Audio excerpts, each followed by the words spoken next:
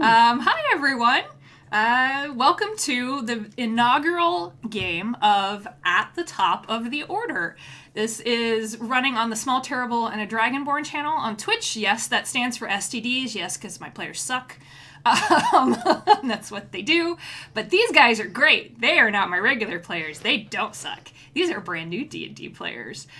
We will do introductions here in just a few minutes. I just wanted to say hi, hello.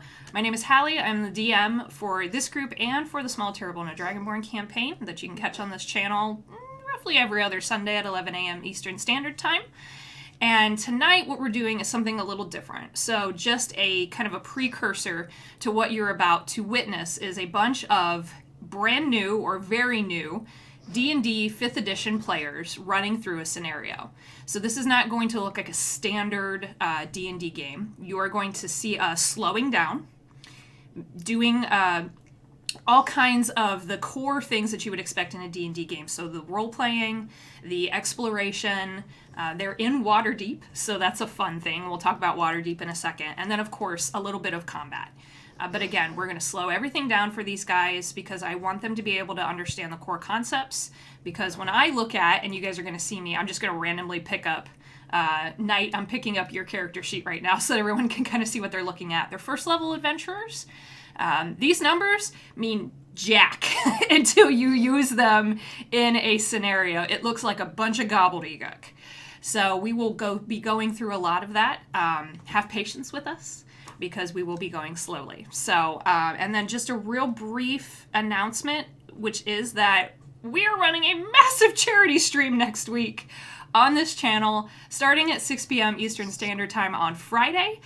Gregory James, that you see there in the middle on the cameras, is a part of that. Saturday morning, 9 a.m. Eastern Standard Time. He's going to be in a one-shot. He also donated his signed novels to our giveaway for the charity stream. He's reaching for something. There they are! Yay! So exciting. Very generous of you. Thank you again for that.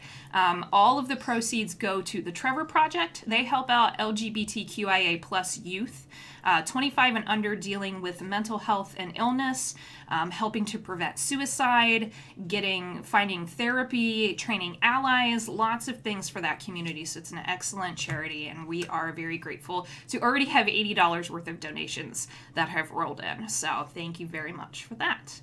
And I will stop talking for a moment because I want these guys to introduce themselves. So, Knight, we're going to start from left to right.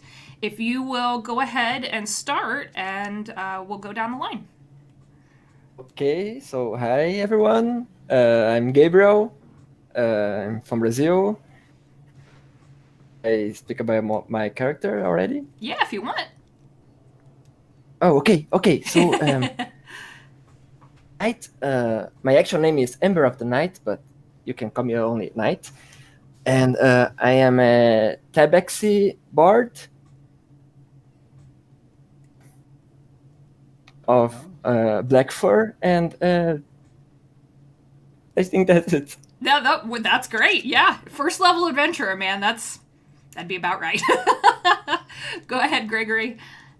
Right, so I've already been vaguely introduced. I'm James. I'm from England, a writer and general all-round nerd. I'm currently playing Gregory the Human Druid, wandering the forest for a while, ends up here. Fun times, fun times. Okay, and last but certainly not least, Gazmet. So hi, I'm Gazmet. In real life, my name is Gabriel as well. Just don't confuse. I'm a rogue goblin that has no surname because I forgot it, because my goblin is a little bit of a dum-dum. It's a good group. This is going to be very fun. Thank you guys again so very much. So, if we're ready, let's go ahead and dive into Waterdeep. So welcome to Waterdeep, adventurers. Waterdeep is a vast city, glorious, glittering, full of interesting people and places, and of course, lots of opportunities for folks like yourselves. You have come to this city. You were originally planning on arriving here, but you got waylaid a little bit. Your caravan that you were riding with was attacked by ruthless, dastardly bandits. You helped dispatch them, and as a reward, the caravan leaders wanted to pay you with rooms at a place called the Yawning Portal. It is the most well-known tavern in the massive metropolitan area of Waterdeep, which is the largest city in this part of the world on the Sword Coast. And now you have these rooms. You're sitting in this tavern. You're tired. You're hungry. You've placed orders for food. And what we are going to do right now is I am going to have you guys make the first roll of the game. So, Wow, already. I know, already, yes, for a very specific reason. I'm going to switch you guys over to this map. So, what you guys are seeing is actually a map of the Yawning Portal. You guys are up here, and I'm going to ping on your screen in blue so you can see where you're seated. You can move your map around, you can drag it, you can zoom in and out. These are your character tokens. We will go over tokens in a little bit, so it's a little bit of a Roll20 lesson as well. But for right now, as you guys are looking around this huge tavern, and you don't know what this well is about, I want every single one of you to make a perception roll. And what this is situational and surrounding awareness. That's what perception really does. So you are going to roll 1d20, and on your character sheet, there is, in the skill box, there is a perception skill. So roll a d20, get that number, and then add your perception skill number to that. I think this should 8. do it. Boom. Okay. So Gregory, what did you get? It's given me 2. It's Would rolling you at roll- advantage, so take the first number. Okie doke, so I got 17. 17.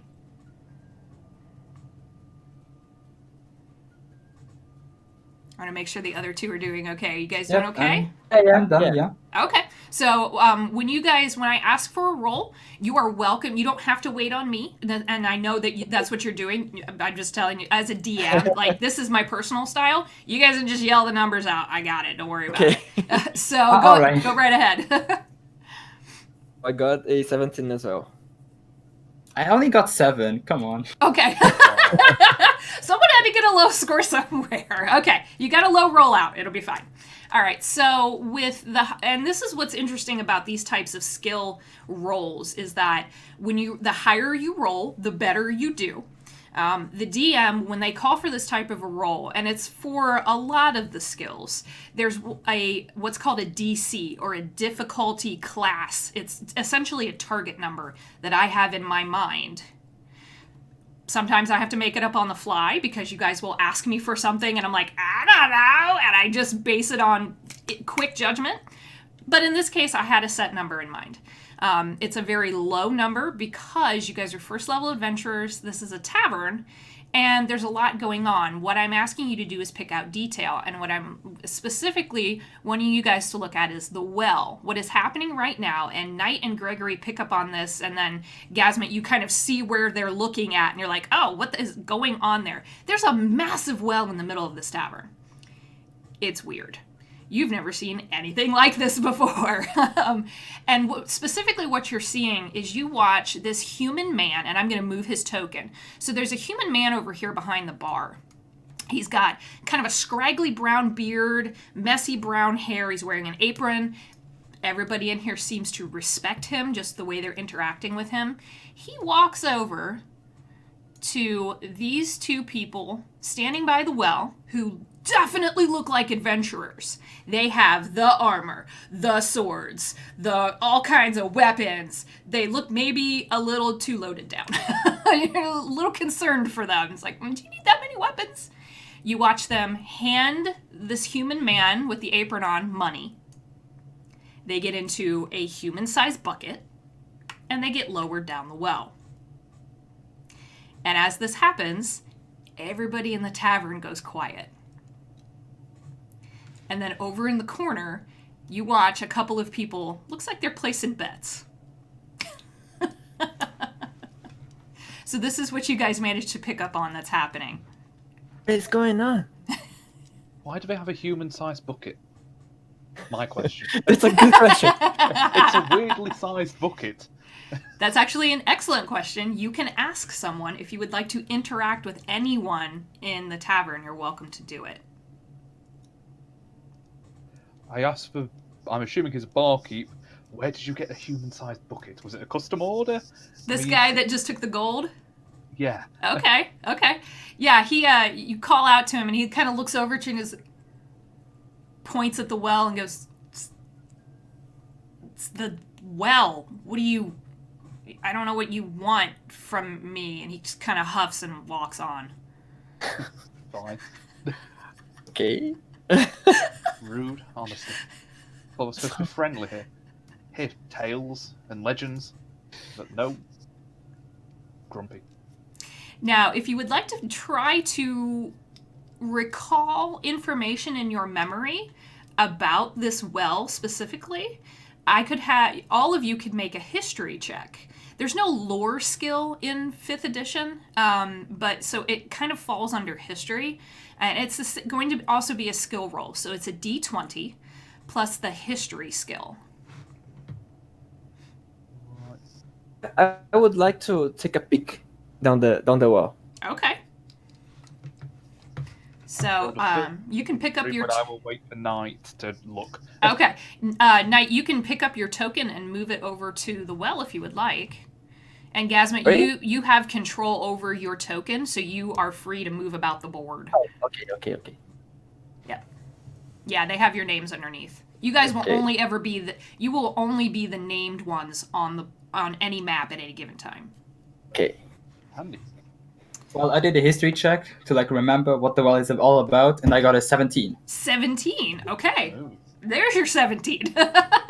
Yes, finally. Woohoo! All right, so let's do this. Knight went over to look at the well. As he is doing that, Gasme, you're sitting there and you're like, oh, now I remember. That's that place that adventurers go, and a lot of them never come back. Ooh. With the oversized buckets. With oversized buckets, yes. Look on Gasmut's face because he's remembering this and kind of just prod him and go, "What? What's going on?" Okay. And you're welcome to share the information that you recall, Gasmet, or you're welcome to keep it to yourself.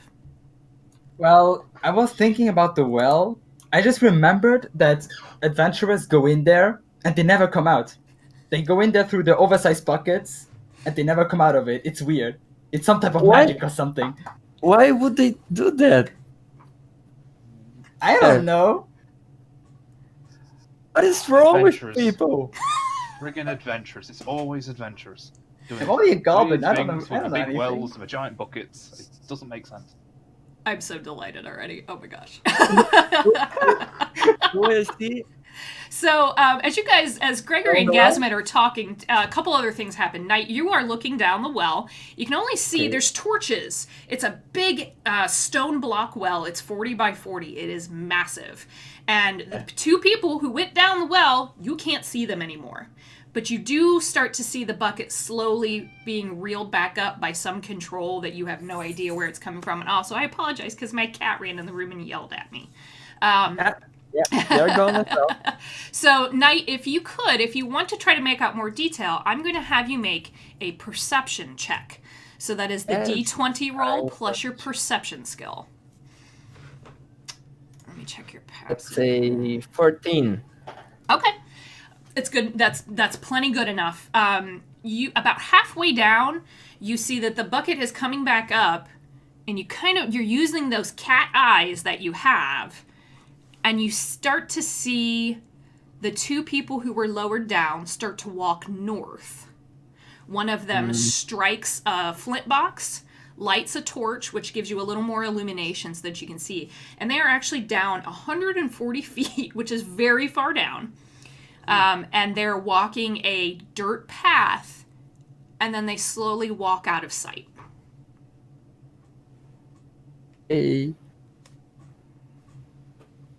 Well, at least they're okay. They seem okay. For now. Uh, We'll see what happens. While this is happening, Gasmet and Gregory, the young barmaid who has been helping you guys with drinks, brings your food orders over. She's got dark red hair. It's also messy. It's hot in here. There's a bunch of people moving in and out. This is a very popular tavern. And she puts the food down and she stands there and she goes, all right, can I get you anything else, or? Bonnie, it's like you. Hello? Oh my Paylor. Gregory? I've not seen you since you were yay big. How did you end up here? I know we spoke about it, but... I mean, it's Waterdeep. It's, I know. And the man behind the bar, who had taken the gold from the adventurers, who are now down the well and who knows where, says, Bonnie, come on. Food can't serve itself. Well, maybe it could. Doesn't matter. I'm paying you. Get over here. And she's like, I'll be back later, okay? Sorry. Okay. Talk soon. She runs off. All right. Who the hell was that? That was... It's a long story. We have food, we have ale. Maybe I would regale you one day, but it's an old friend, to put it simply. It seems our paths have crossed again. I hope you can trust her. I trust her with my life, twice over. I have done many times before, I will do many times again. And it's fine, I trust you, okay? At least for now.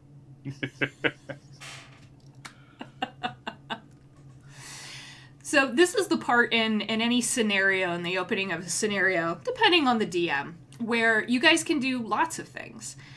You can continue to observe the room.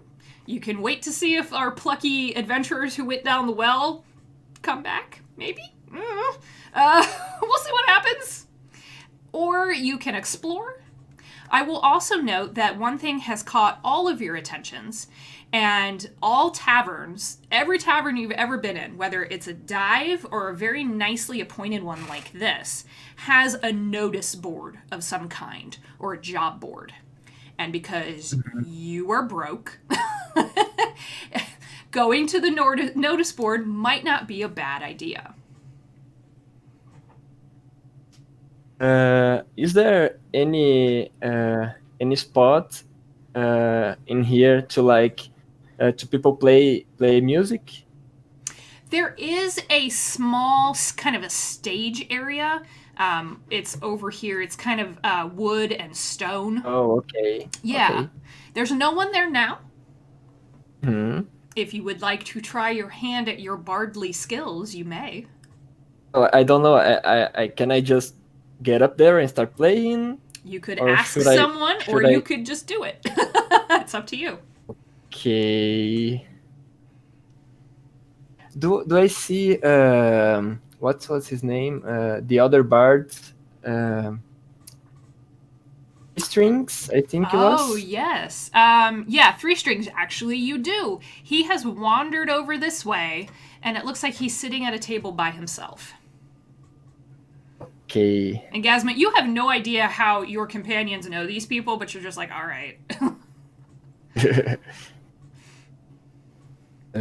Okay, so I walk next to. Okay. And He's hunched over, kind of not really paying attention to his surroundings. hi, Mr. Tree String, sir. Huh. What? Wait. Oh, shit. I promised so- you, didn't I? Yeah, we kind of talked about Oh. kind of helping me yesterday. Yeah. Okay. And you're getting a good look at him now, Knight, and his eyes are bloodshot. He's got big dark circles under them. Hair is all just like he's been raking his fingers through it constantly. You're used to 3 strings being very neatly appointed. His clothes are always neat and pressed. He looks like he's not slept in a week. It's bad. Are you okay? Sure. Yep. Yep, it's fine. It's fine. Here's what I'm gonna do for you, Knight. I want you to roll an insight check for me. Okay. D20 plus your insight skill. And insight, it isn't one of those things where you're like, I can instantly read their mind. There are spells for that. It's more of a gut feeling when you're interacting. It's just like what we do in real life, reading off of body cues, tone, that type of thing, and to see how observant you are and perceptive you are of those types of things. Oh, I got a 15. 15. 15. Good. That's very good. He's definitely not good. I mean, you picked up on that right away. He looks nervous. As he's sitting there, you're watching his fingers kind of drum against themselves. He's tapping his foot, not in like a beat, type of a thing. It's nerves. He seems anxious about something. Maybe you want me to come back later? I don't know. Yeah. I tell you what. Just check. I always stay here, so just you just check with me later. How's that? That sounds like that's a good plan. I like that plan. Oh, okay. I kind of turn slowly. Okay, but before you go, he stops you. He puts a hand on your arm, and he says, "Oh, I did not forget this." And he puts a small coin pouch in your hand. Oh, okay. Thank you, sir. Yep, just later. You guys watch this happen over in this area. While this is happening, Gasmet, is there anything you would like to do? Hey, what? You just crashed for me. I don't know if Oh, if you no! did for the rest. I'm so sorry. I was saying, as this is all happening, is there anything you would like to do, or are you just eating with goblin intensity? I wanted to check the notice board, but I'm too scared that I'm too small for it, or like too short, and I can't see anything. So if I would go with Gregory, so he can pick me up and so I can check on it. Okay. Like a small child, okay? I kind of look from the food to Gasmut to the food, just take one last bite and kind of stand up and nod over. Okay. Shall we? So where would the notice board be on the map now? The notice board it's not on the map, but I can tell you where it's at. It's actually near the stage. It's over on this far wall. So way to the right-hand side of the map, kind of where Knight and Three Strings are standing. Yep, right there. Hi, guys. Except on So top I'll of be each other. behind you, lifting you up. Like the Lion King. Yeah. Ah! And I have a prop for you guys. So I actually have a notice board. So I will show this to you guys. Where your character handout is, there's a little handout there that says notice board. And you guys can click on that and then zoom in. And if it doesn't work for you, let me know. I only have the NPC one. I don't have No! I have only the NPCs as said well. show it to the players. It's being stupid. All right, I'm just going to yell at it. Okay. Try that. Beautiful. That might work, yeah. Yay! Okay. And I So will... I'm kind of holding Gasmut up and looking to the side of him, trying to read it from behind. Yeah. There's a couple of things on the board, so I will give you guys a few moments to go ahead and look that over. Can I kind of just swipe my hands at Knight and just go, Knight, come on. We're in the caravan What? together. We need to make some money. Come on. But I got. Money. Food. Now. Do I know how much money there was in the pouch? You want to The look? 3 string. Yeah, sure. Yeah, there's 10 gold in there. Ooh. Gold in Waterdeep is also referred to as dragons. So occasionally you will hear a local, and you've overheard some chatter already in the tavern about, oh, that fucker owes me 10 dragons or whatever it might be. Okay. So yeah, these are the current postings on the notice board. It looks like there are 2 potential jobs. There's some kind of a martial fighting contest, and a couple of notices on the bottom that look more official Waterdeep business. I'm not particularly fond of a contest to begin with. I think, looking at the contents of this tavern alone, we were going to lose if we enter that contest. I mean, look at them. They're all clearly adventurers of many years. Look at them, they're all taller than me. What should I do? You can ride on my shoulders, it will be fine. Charge Yeah. into battle. Go, horsey! What? I don't want to fight anyone. Do we class gnolls as people? I I'm don't know. asking for your own personal preference here, Knight. Does that class as anyone? You've got a point. And actually, that's a very good question. So this is what I really like about D&D is that as you guys are coming up with just these questions and you're interacting with each other, and this is a good note for anyone watching who's new to D&D, these things are going to pop up, and this is where a DM might step in and go, do you know what a gnoll is? Because your character may not. So I'm going to have all three of you roll a nature check for me. That's a D20 plus your nature skill.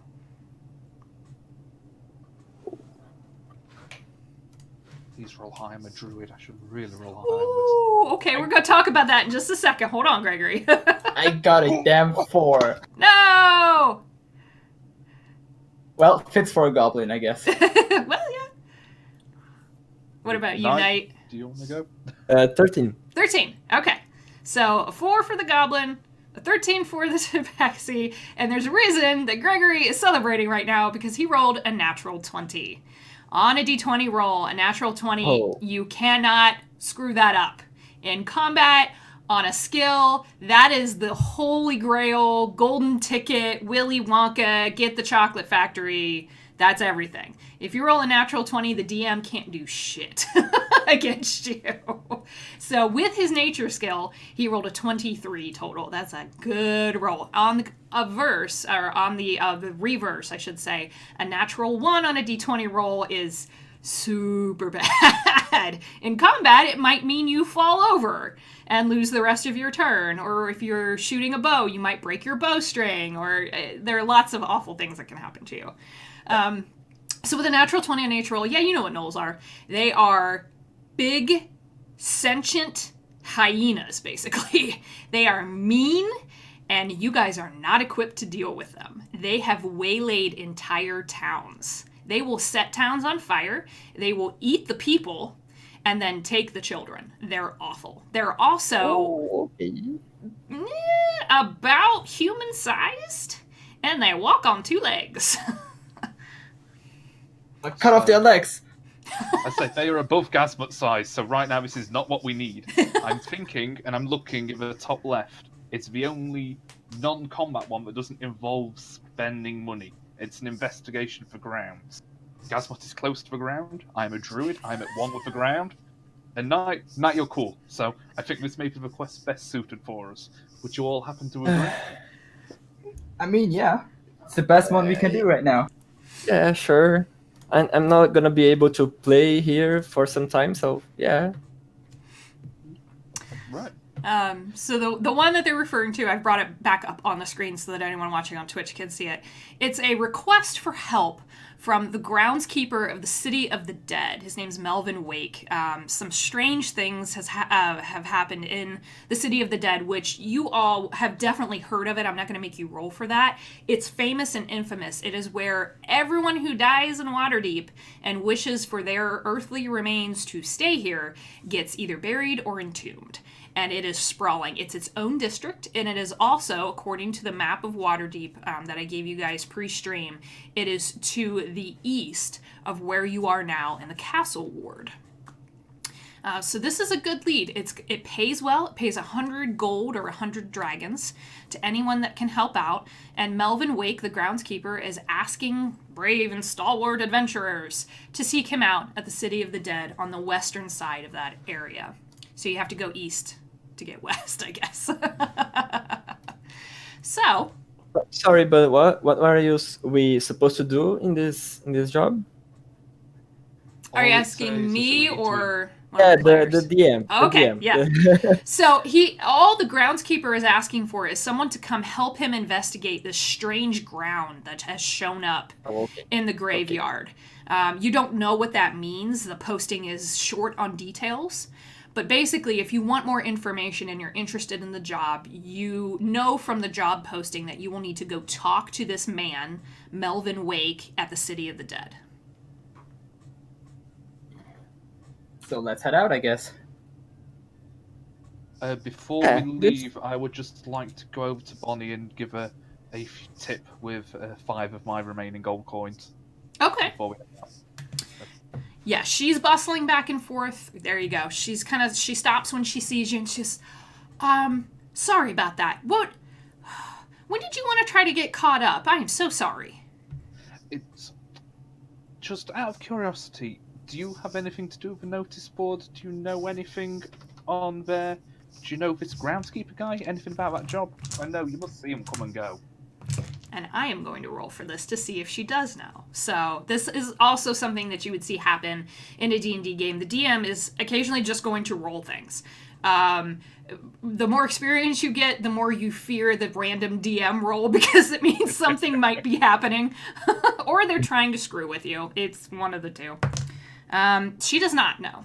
She actually she furrows her brow for a second. She goes, I know who he is. He's a old human guy, big, long, gray, scraggly beard. If you go to the City of the Dead, he's got the hat. He lives in this little hut on one of the hills. But I didn't see him put the posting up. It's been there for a couple of days. So... well, I'm sorry, I've got to run. I can just about cover the food tab. Here's a tip for you. I'll be back when your shift ends, maybe, and we can catch up. I'm off tomorrow. Beautiful. Hopefully I'll be back tomorrow. Okay. Yep, I'll see you soon. All right. And then I bustle back to these two. See Tell ya, them we're bye. looking for an old-ass human guy with a grey scraggly beard. Okay.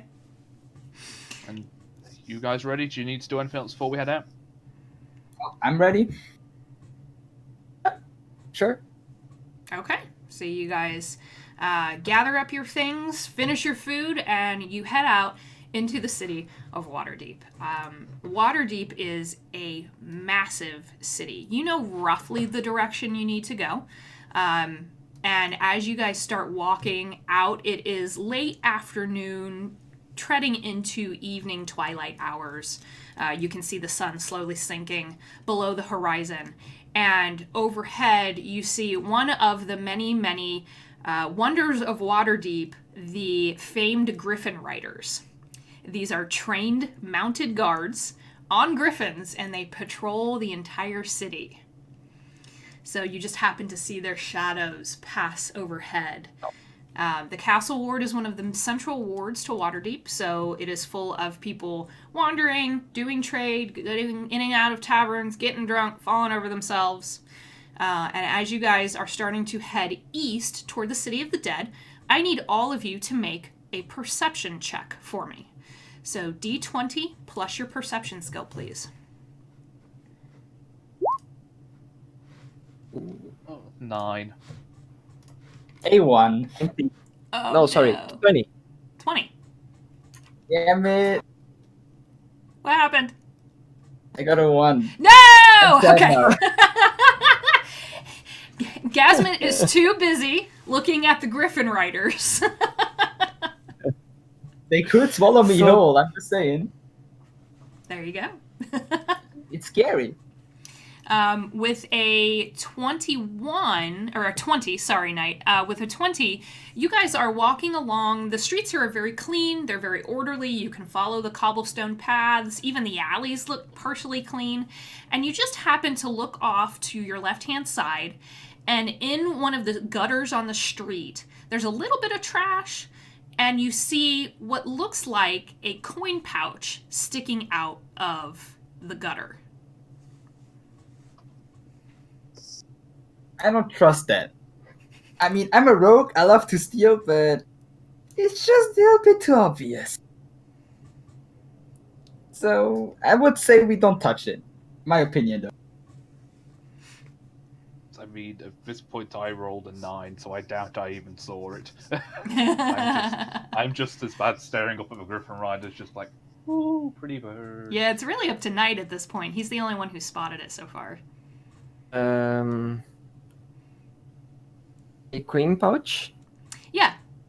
Looks like a That is standard a- brown leather coin pouch that someone dropped Oh. and didn't realize. Yeah, it.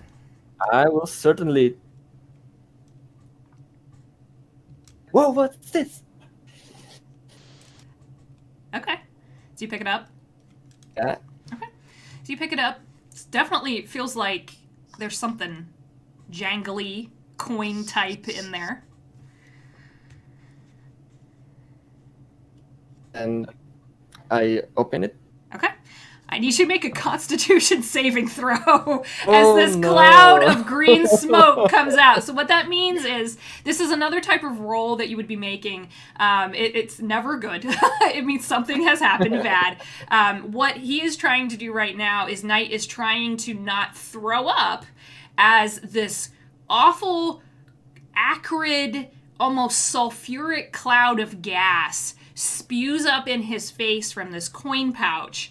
And he's rolling Constitution saving throw, which is on a character sheet. So when we look at Knight's character sheet, he's going to roll a d20 and add his Constitution saving throw modifier to it, which for Knight is 3. 13. 13. You barely managed to not puke. Exactly that, right. What is that? Gregory and Gasmet, you watch your companion get hit by this plume of smoke, almost puke, drop the coin pouch, and Gasmet, because you are closest to the other side of the street, you watch a little gnome dart into the alley near you and go and run away. I'll go catch him. Okay. Small versus small here. Yep, gnomes and goblins. Gnomes are a little smaller. You might be able to catch up to her. So what we will do, we won't get into a lengthy chase scenario. What is your movement, Gasmet? 30. 30 feet. Hers is only 25. So you will catch up to her faster. This is a female gnome. Gnomes are, it's hard to read age on a gnome. They can live for 1,000 years. You have no idea. She's got long, dark, kind of dreaded braided hair. She's wearing very nice dark blue robes. And as you turn the corner and you're chasing her down the alley, she turns and stops and waits for you. Hi. Why did you do that? Eggs. Wait, what? It's my name. What's not the Eggs. Oh, Hi. well, hi. My name's Gasmond. Hi. Nice to meet you. Hey, you're a goblin. Good. Good. You can see that. I can. Yeah, I have pretty good eyesight. Don't you know? But my question is, why did you do that to my companion? I mean, Oh, it could have hit anyone. yeah. It really wasn't gonna do anything but maybe make him puke a little bit. It wasn't dangerous. I needed a test subject, and I've already puked a bunch today from him, so I thought I'd do it on somebody else. Test subject for what exactly? I make bombs. Oh. Yeah. You want to see? As long as you don't shoot me with them. Nah. Go get your friends. Okay. Okay, So I'll wait. I just run back to Gregory at night and tell them the story, what happened there, and pick him up. Okay. At this point, I've just kind of been stood here confused with Knight nearly vomiting to one side and then Gasp just sprinting off to the ground, just kind of sort of like, but then Gasp returns. I listen to the tale and I'm just like, no comment, just a sigh of exasperation. I'm like when cats are about to puke a furbo, you know? Yeah. Yep, that'd be about right. There is still money. There's actually money in the pouch. How many? How There's much? I'm 20. sorry. So there's 20 gold in there. She Hey, wasn't hey, leaving you high and guys. dry. Do you want to split? I just kind of sigh, pull 5 gold out and stick it in my pocket. And then Oh, okay. Yeah, go ahead. I took 5 gold as well, as long as you don't puke on me. Oh, sure. I'll try not to. Okay.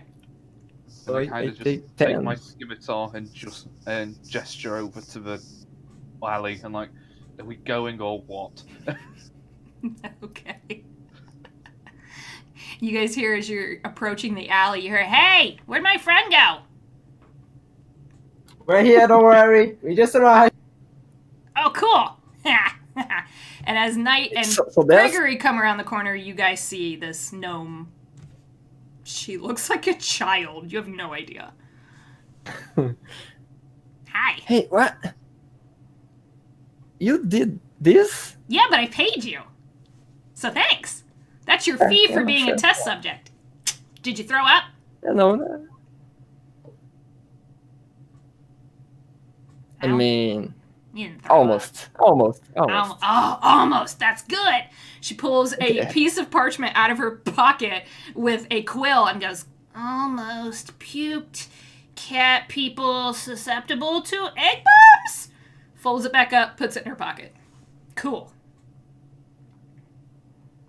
I kind of just nod my approval of the research method. Just taking notes is an important thing, and just stick out a hand and kind of lean down a little, trying not to be condescending.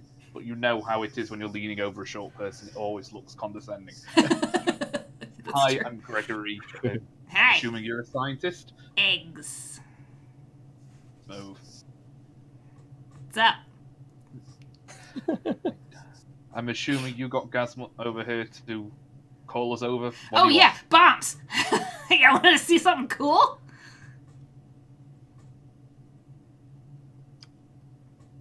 I just kind of take a small step back. Gnomes are never a good idea, and leave these two to deal with it. Okay. Would you consider your puke bomb something cool? Yeah. But this is something Okay. other cool. Sure, yeah. Okay, what do you think, Goblin the Guy? Come on. Why not? I'm up for it. Yeah, let's do it! And she takes you down around the other part of the alley into what looks like a hazard scene. It looks like she's been setting things off here. There are scorch marks on the brick of one building, and there's frost on the brick of the adjoining building. Oh god. Okay. And she's got this little backpack on, and she puts her backpack down. Okay, stop. One or two, pick a number, 1 or 2. Who's gonna pick now? I Knight, don't care. Gregory, Someone. 1, 2? You Yes, met it, you can do it. How about 2? 2! Fire. Reaches into her backpack. Says, you might want to stand back just a little bit. Gregory's got the right idea, but, like, more. Beautiful. I hate Gregory. I kind of heft him up onto my back Okay. and take a few more steps back, but with like my body shielding him, so I'm wearing him like a backpack effectively. Okay. Are you moving back, Knight? Yeah, a little Okay. bit, yeah. Okay. I'm just making sure. Because she pulls out a softball-sized spherical object that is kind of a dark reddish brown. She goes, okay. This is a new batch, so we're going to see. Or I'm going to call the guard over. I don't know. Which, by the way, if you hear horns, run. And flicks a piece of flint against this little fuse. Goes, ah! And runs behind all of you. Oh my god. The thing bounces. She's got a good arm. It hits the wall where the other scorch marks are, and it just sits there. The fuse. And you hear her go, ow. Oh, phew. Boom! It explodes! There's a fire. There's a huge scorch mark now on the wall. Fire goes 20 feet up this brick wall, 10 feet out. And she goes, it worked. I jumped like 10 feet off the ground. Gasmet, you had the best view. You watched essentially her light a firebomb. It exploded and caused a fair bit of damage. I with me holding Gazbot like that as a backpack, I drop him and just go, huh! Hey, why are you dropping me? Yeah. It was a good explosion. Why you drop me? I trusted you. Oh no. I trusted you and you led us here. Hey, we're talking about you here, not about me. Gasmet, just because I can, I'm gonna have you make a dexterity saving throw as Gregory drops you, so you make sure you don't fall on your ass. Oh no. So roll a d20, and on your character sheet in the saving throws box above the skills box, you are proficient in dexterity saving throws, which is what that little check mark means. So you're gonna roll a d20 and add 4 to it for me. I got 13. Woohoo! That's fine. And like we had talked about yesterday about acrobatics and athletics, I could have had you make acrobatics, but I think a saving throw is a good thing here because you were startled by what just happened. You weren't expecting Gregory to drop you like that. And you land on both feet, superhero, 3-point landing. You're like, I got this. And you're looking at this cloud of dust that is slowly coming up from where the bomb is now starting to melt. Okay, I'd say we run. I mean, you know the gods are flying above us, right? You could see this. Yeah, we need to go. Let's go. Okay, bye. Starts. Wait, follow me. Come on. I'm following Just him. run. Okay. I kind of just stand there for a minute and just go, but the evidence is destroying it, and then give up and sprint after. Okay. You guys very quickly overtake her. She's got short little legs. Goblins are way faster than gnomes, even though she's maybe half a foot shorter than you guys met. And you guys are, so you're letting her kind of keep the pace with you all. And she eventually leads you through a couple of streets.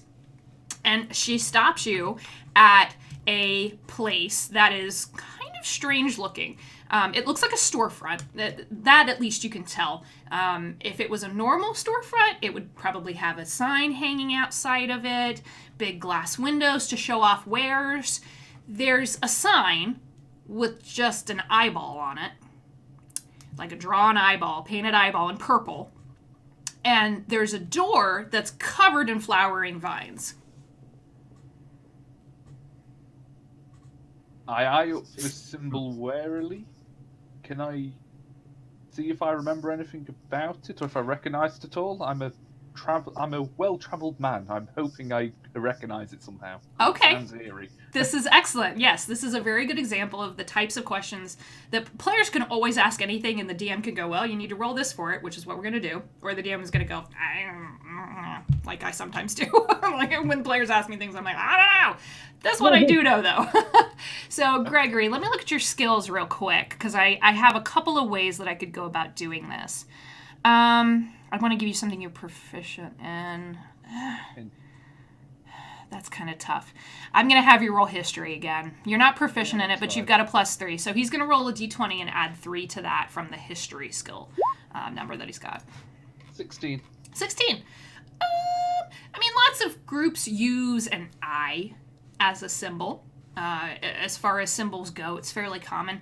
This has almost like spokes coming off of it, and not like eyelashes like you would expect maybe, but it's got little spokes coming off of it. It kind of looks like a beholder. I nudge it and go, guys, it's an eye, but it's one of those scary eyes. A scary eye? I've never heard of that before. I found something a while ago. I didn't fight it, but it was a creature that looked a little bit like that. I think the locals called it a beholder. I don't know. I don't know what it means. Just no, it's be old. wary. It's old Zolablob. He's fine. It's not a beholder. He just thinks beholders are cool, so he draws them on everything. He also draws eyes on his face. It's weird, but it's safe here. So I figured we could, hide out for a little bit. Is Zola Blop an old human guy? Scraggly? Now, old gnome guy. No. Me, Goblin, but no. very old and a dude. At least they're my size. Might I have can to look- duck to go through this door. nah. And she just pushes in, and it's wild what you're seeing when you look inside the door, and all three of you get hit with this heavy floral scent. There are vines growing over the entryway. As soon as she opens the door, it's like you're walking through a garden. So I'm going to move you guys actually over to that, because I can. Ta- Ooh. This is what you walked through. And she just kind of, I don't have a token for her, but she's kind of puttering around. It's like she's making herself at home here. And there's a little bell over the door that rings as soon as you walk in. It smells like jasmine and flowers and tea. Everything here is a shade of either yellow, gold, green, or purple. And she starts puttering around, and around through a door. There's this like gated door right here. It looks like the back of the shop. There is a very old gnome. He's got deep wrinkles in his forehead, no beard, no hair. And you guys see him come in. He is, visitors. He has painted all over his face and his bald head purple eyes. Welcome to Zoloblobs. I am Zoloblob. And he Hi, stands here Mr. with his arms out. Hello. Finally, someone from my size. Ah, one of the small folk of the goblin kind. I like you. I like you too. Hi. Hi. What? What's with their purple eyes, though? Because if I may ask. the eyes see everything. They see everything. He's obviously a very clever man. Leave him be. Eggs is kind of over here in the one corner by a bookcase, and she's snickering a little bit. Starts leafing through a book. She doesn't say anything. Yes, what can I do for you, travelers? I mean, what do you do here? I mean, is this a shop or do you sell stuff? I do Just stumble upon you. little bit of everything. I do books. I make books, write books, many books. You cannot say them though, do not ask. Or you can buy other books where she, and he looks over at Eggs, and they exchange this look. And she goes, oh yeah, I forgot I'm banned from here. Bye guys, see you at the yawning portal. And she dashes out the door. Oh god. What is happening? Welcome to Waterdeep. He goes, I sell potions, and I sell, other things, just ask. We are obviously seasoned adventurers. We have had plenty of travels around the world, yet we've not heard of the City of the Dead. We are venturing there to help a poor old man. Do you have any information we may buy or barter for? I can tell you this. The City of the Dead is where the dead sleep, but there is one there that does not sleep, and that is what you are looking for. Oh, He literally rolled a natural 20. I'm not kidding. Oh god. Oh, this is going to be ugly. My jaw Scary goes slack, and I put my head in my hands and just go, oh, shit. No shit. So we No, got no, undead. all to do. truth. Yes, Goblin Man, what? What? We've got some undead to deal with then. Do you have some tips you could give us? Yes, do you have smashy weapons? I don't. What about the others? I have stabby. I have my claws. So we're all My very boots. stabby, we're not very smashy. So perhaps find a rock. I have a shield. I could bash. I'm stabby and bashy. But Yes. I'm a bit more than that. And at this point, can I be really fancy and click my fingers and use my produce flame cantrip? Yeah, you can totally do that. What Gregory is doing is he's casting a type of spell called a cantrip. Cantrips are the easiest to cast. They cost no energy. Any spellcaster of any kind would just nose them at the click of a finger. It's very easy for them to be able to do it, and they don't have to worry about burning up what are called spell slots, which is something that we will get into possibly a little bit later when you guys go maybe fight some stuff. But cantrips they can just do at will, which is really cool. So when you do this, Gregory, you guys watch Gregory produce just a little bit of, there's a flicker of flame in his palm. Ooh, that's fancy. I want to be able to do that too. Show me how it works. I kind of just look and just go, later. And continue. Zoloblob goes, that's, could be handy, haha, handy, because in hand, haha, get it, very funny. And he starts wiping off one of the eyes he's drawn on his forehead. That cost. You buy something? Perhaps make me feel better? I lost one of my eyes. Potions, you said? Some potions? Yes, I have potions. What kind of potions? Mostly of the regenerative kind, so that if you take one too many knocks about the head, it then assists you and makes you feel better. Okay. And how much this costs? What do you have? I have some gold.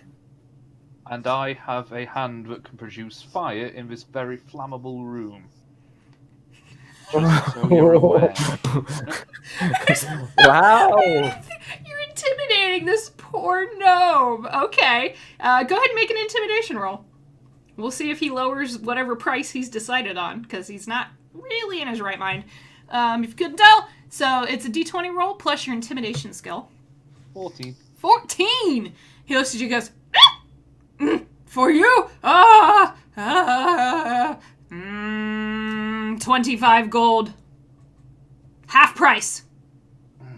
Normally 50. Or trade. Maybe trade, yes? And he goes over to you, Gasman, and he says, maybe Goblin can help me, yes? So, what would you be interested in? In the city of the dead, there is a moss that grows on some of the graves. You are of the sneaky kind, yes? Yes. Yes! That's what I need, a good sneak thief. I need a sneaky to sneak me some of the moss, and it looks like this. And he shows you, basically what he casts minor illusion, which is also a cantrip, and he shows you what looks like a little patch of yellow-green moss with tiny red flowers on it.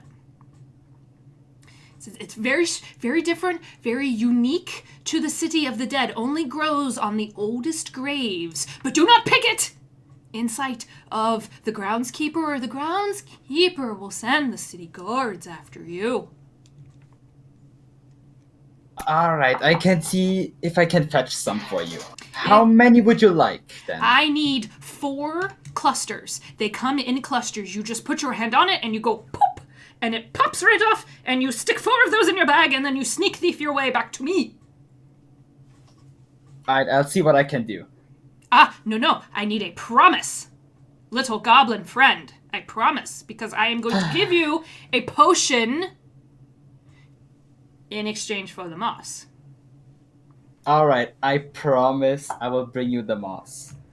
And I have a question for you, Gasmet, as the DM. Are you being truthful? Yeah. Okay.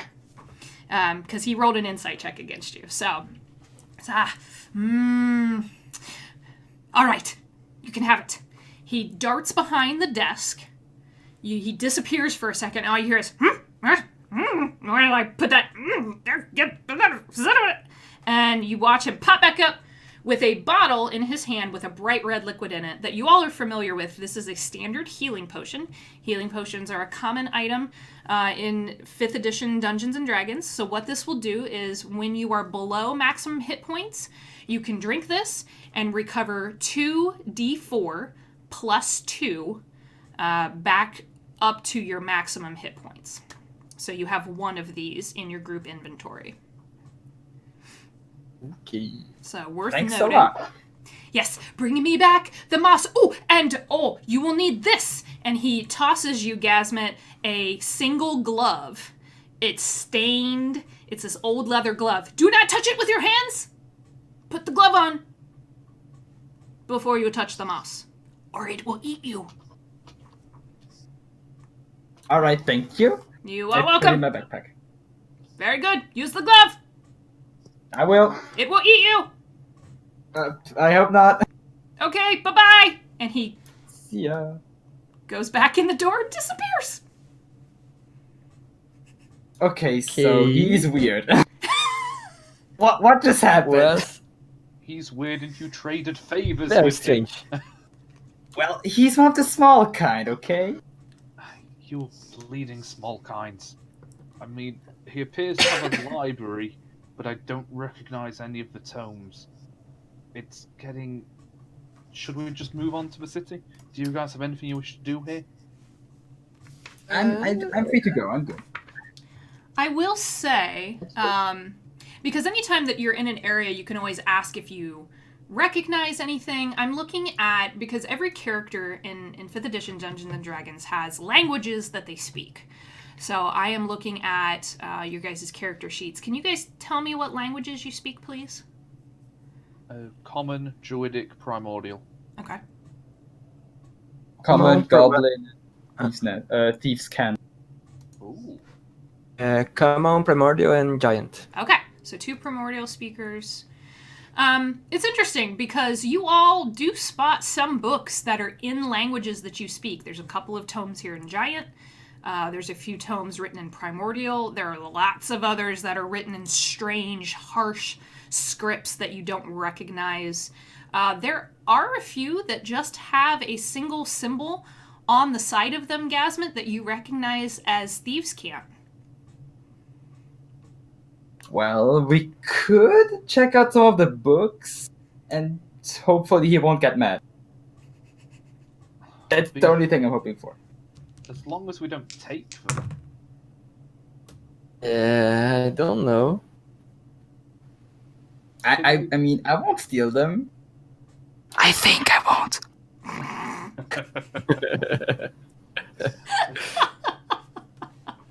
Okay, so I mean, he's disappeared.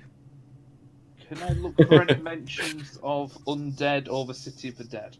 Sure, go ahead and make an investigation check for me. This is a d20 roll plus your investigation skill.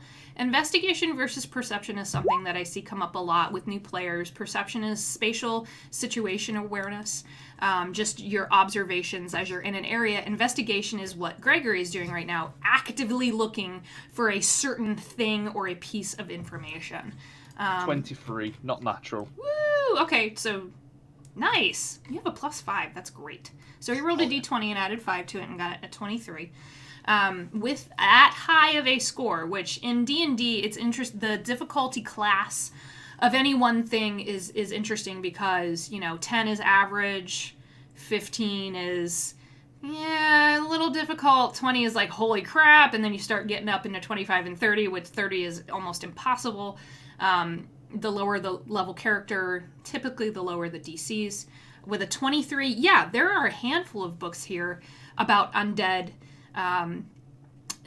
just pretty basic stuff. You spot one that looks like it's a general guide to the types of undead that you would see on the material plane, which is where you guys are at. When you are in the world, there are other planes in the D&D planescape. But there's a few that you could look at. Is any of it cross-reference the city of the dead and undead at the same time or not? One of them. Specifically a historical tome about the city of the dead and how it was started and it mostly details how there is only one main groundskeeper at any given time, and they are heavily and rigorously trained from an early age because being around that many dead is often taxing on the mind. Dokie, can I spend a bit of time reading the general guide? Yeah, Because how much that's a time do you want to take? However long it takes these two to do bear things, so I would say Okay. maybe half an hour of game time, I'd say, depending what they want to do if they find anything. But we'll go from there. Which then begs the question, what do the others of you want to do? Well, I want to read, or like at least check one of the goblin books, or like the thieves books, Okay. to like see what they have to do with the thieves guilds, to see if I can learn something new as well. Okay, we can definitely do that. And what about you, Knight? I want to look for glowy things. Glowy things, like magical Glowy things? Objects, and I don't know. Okay. Yeah, you can, I mean, there are definitely magical items in here. If you are curious, I will have you make an Arcana check for me. So D20 plus your Arcana skill. Okay. Oh.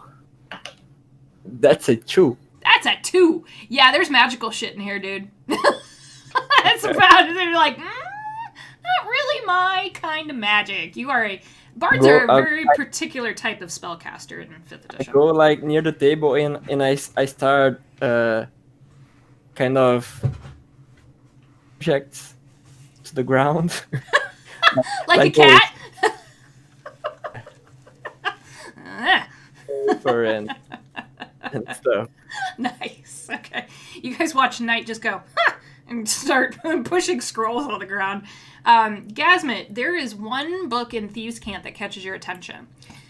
In common, it just looks like a standard novel, just a typical like dime store adventure novel. The symbols in Thieves' Cant, however, lead you to the back of the book, where there are a handful of what look to be just gobbledygook to anybody else, written about a place called the Underground Warrens. Interesting. So I'll read about that. Okay. So probably investigation check, or no, you are actively reading. So at this point, you don't have to make a check. And Gregory is reading about the undead, so he's getting information. So while this is happening, 2 of you are reading, and the tabaxi is pushing things off the table, just to set the scene. Really useful. You do hear clattering in the back room, and you hear more mumbling from Zola Blob as he's like, huh? Stupid! In the... It's a weird little guy. In the back of this book, Gazmit, the story of the Underground Warrens, it reads a lot like some of the other thieves' guilds and hidden parts of any major city that you would be used to. It's where the black market is in Waterdeep. I could like, I'm gonna tell the others about it, and then we could go there and buy something that we could use, like a frost. We could like, if there's an undead, we could just freeze him, and you could bash him with your shield, and he would die. That would make it quick and fast. I mean, okay. I kind of look up and just go, nah, and then return to the book. Okay. Yeah. I'm in reading mode. It's just... He's studious right now. It does note, Gazmit, that it's talking about the Underground Warrens. It does not mention how you get there. So we have to find it. Or find someone who knows where it is. That's tricky. Yeah, Axe might know about it, since she got all the stuff to make her bombs with. And she even has a frost bomb because the wall was, like, frosted in ice. Or, like, a part of it. You could always go back and find her. She said she'd be at the Yawning Portal. Now, that's tricky. Either we go to the undead place now, or we go back to her now. Have I gleaned any information on the effectiveness of frost or fire against the undead. Let me see. So, neither one seems to do any additional damage.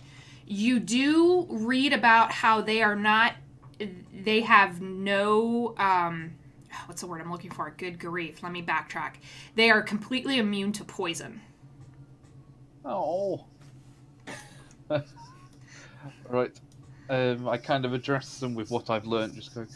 The only thing I seem to know about them from here is that my poison. I work with poison as well as fire, but I didn't need that with him.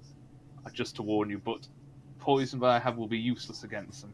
Okay. It's Okay. whether we go, I would leave it up to you two, but the night is getting close, and if we are going to tackle this task tonight, then I'm assuming the night's getting close, by the way. Yes. The sun is The night is- almost completely sunk now at this point. Yeah, and we either prepare tonight and hit it tomorrow, where the undead will be weaker, or at least easier to see in the daylight, or we try and tackle it here and now. Well, I mean, I have a pretty good vision in the dark, but can I make- have night vision too. I can set things on fire, so we'd be able to see them. there you go. Well, I don't know if that would be possible, but like what we could do is that you two would go back, and I would go there to like pick up the moss that he wants to, and then just rejoin you later if I would be successful, of course. I don't know if that's possible or not. Are you asking the DM or the party? Yeah, the DM right now. Oh, yeah. You can always split the party.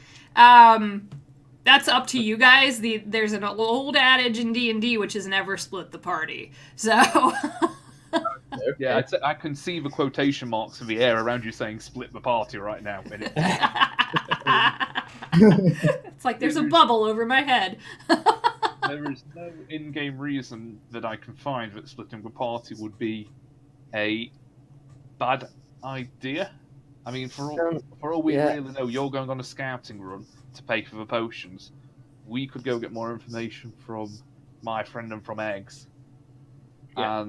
And I don't know, it could be dangerous, like where this thing you need to collect is. I mean, you could just come with me and like stay at the outside to like give me some advice or like help me out if I. Yeah, I think that works too. Because walking back to the tavern is pretty safe, I bet. So. yeah, whatever we're doing, I suggest we do it quick. He's still banging about in the back, but I don't know how much longer he'll be there. Which, speaking of, you hear more... potions! Ah! We've got what we need. I say we go scout out the City of the Undead. We don't have to enter fully, but we can at least see what we're up against, see if we can get some of that moss before facing whatever undead seems to lie within there. I like that idea. That works I'm up too. for it. Okay. So you guys, plan of action decided. We are actually going to take just a real short break. So we're going to pause for just a few minutes because it's getting evening here and I would like a glass of wine. So I'm going to go do that. You guys go do whatever you need. Give us about 5-6 minutes and we'll come back as these guys trek to the City of the Dead. We'll see you in just a few minutes.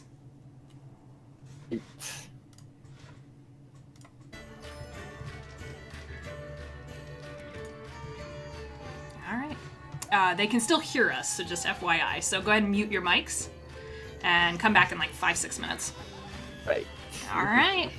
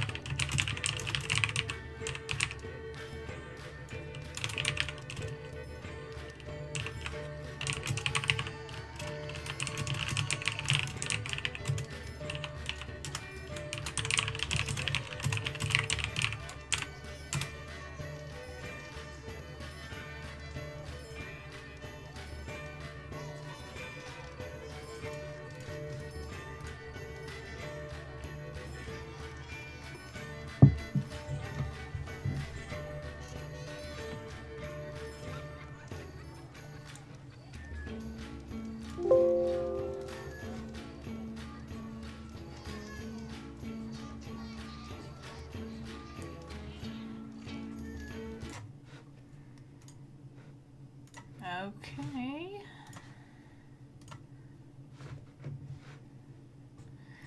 Okay, guys. Beautiful. Yeah. Okay. All right. So, heading off into the City of the Dead. It is now pushing into nightfall. The sky has lost that dark orange and red and purple haze of sunset.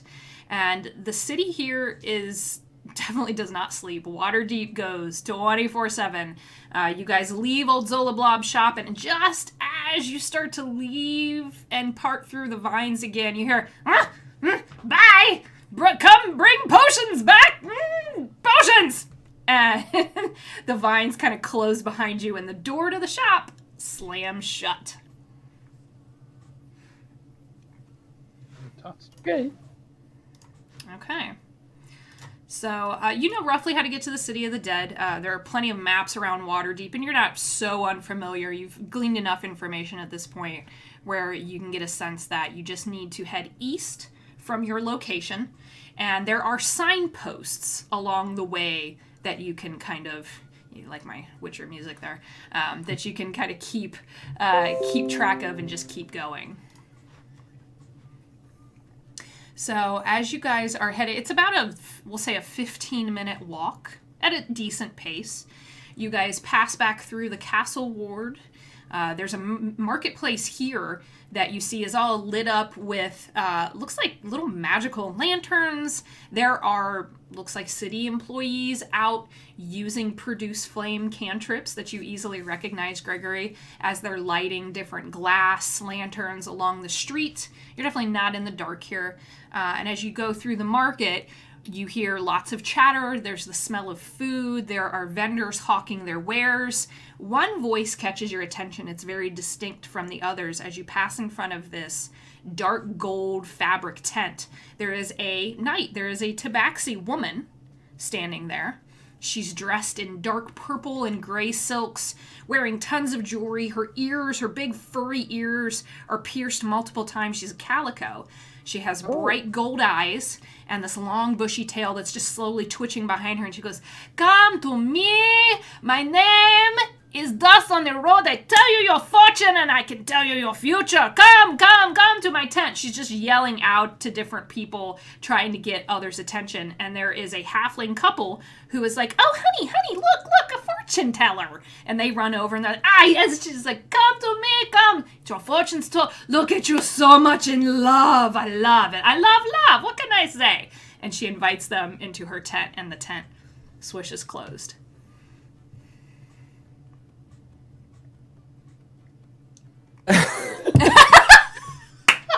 Welcome to a game run by me. I'm It's awesome. Hey. nice acting though. No, thank you. It's like one of two accents I have, so. Another tabaxi. It's like the first time I encounter another one.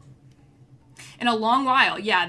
Waterdeep is definitely a city of travelers and immigrants, but tabaxis are not so common in this part of the world. You typically either see them in the southern jungles near the southern hemisphere, or you see them up in the mountains. So you hear some like low chatter in the tent. It's just one of the many oddities in Waterdeep that I like to flavor the city with. So you guys start to, unless you want to stop for anything, you guys can pass on your way through to the City of the Dead. It doesn't particularly interest Gregory at all. The kind just looks, goes, and then makes to carry on walking. Okay. I'm not that interested. I'm just interested how much money she has, so I just walk by. Okay, fair enough. You guys leave the castle ward after a few minutes. You're following. You do see a couple of signposts along the way pointing you in different directions. Trade ward is to the south, and City of the Dead to the north. Field ward City of the Dead to the east. Sorry, Field ward to the north. My bad. You guys start to wind your way through. There are magical lanterns along the way, so again, not in the dark. And eventually you come to this, and I wish I had a really good background, but I don't. So instead what we're going to do is actually just move you to kind of the outskirts of the graveyard. You walk up this gravel and dirt path, and you see a handful of things. There are some freshly dug graves off to one side. There are huge mausoleums dotting the path, and we'll just say that this path continues, and the sites are the same. There, you walk through these big iron gates that are open. It doesn't look like there are any guards, and it is unearthly still here and silent. You left this bustling, jovial, slightly drunken, for the most part, city full of people and life and creatures breathing, and now nothing here moves. That's a sudden change of pace. I mean, it's awkward. Okay, we saw what we came here to see. I think we can go back now. No. We go I gotta deeper. start. You can't see in the night. We go in. Come on. I kind of bash my scimitar against my shield, which is obviously a vast contrast to the silence, and just be like, come on, can we see the moss? Gasmet, go ahead and make a perception check. You're going to do it with advantage, so you're going to roll 2 d20s. You're going to take the higher number rolled, and then add your perception skill bonus to that.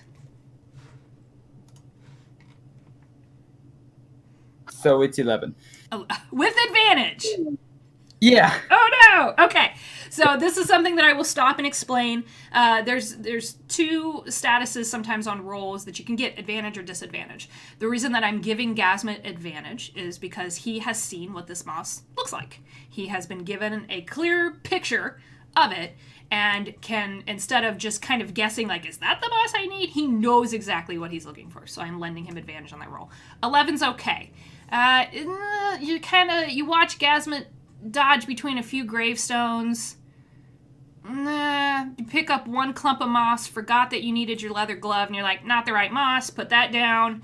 And then it'd be off this map, but off in the distance you see a small hut on a far hill in the City of the Dead, and it looks like the path you're on leads to older and older graves. The more that you're walking, the older the graves get as you're getting to the center of the City of the Dead. So it's like they started in the middle, they started on one plot of land, and they just kept adding graves as more people died. So I just go check them out. I go closer and to check out if I see some moss. Okay. I will ask you, are you walking out in the open, or are you trying to stick to the shadows? No, I'm gonna sneak around a little bit. I'm Ooh. too scared to walk around freely. Okay. Will you please roll a stealth check for me? D20 roll plus your stealth skill modifier. 14. 14. Very good. Are you getting close to the house, or are you checking the graves? I'm checking the graves first. Okay. You guys watch Gasmet kind of take off into the shadows and kind of disappear.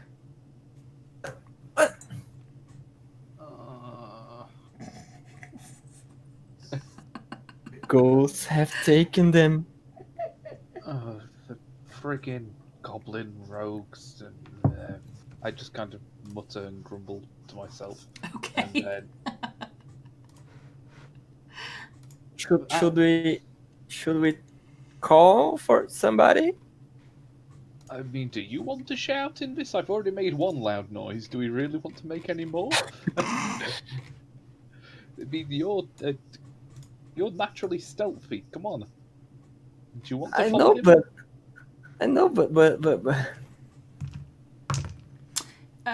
Gasmet, I'm going to say you're probably several paces ahead, and you can actually move yourself on the map if you would like. Every one of these squares, we'll address it again later, but every one of these squares on the map is 5 feet. So just for reference, later when that comes into movement and combat, not that I'm leading you there at all, you can eventually see that every one of these squares is going to be 5 feet. Gasman, as you look ahead, you do start to see little signs of that moss. These aren't clumps. It looks like the barest beginnings of it growing on a couple of the oldest crumbling dark granite gravestones. They're so old that you can't even read the names on them anymore. And as you look beyond those stones, a little bit deeper into the middle of the City of the Dead, you start to see the yellow-green clumps with dark red flowers of the moss that Zolablob was looking for.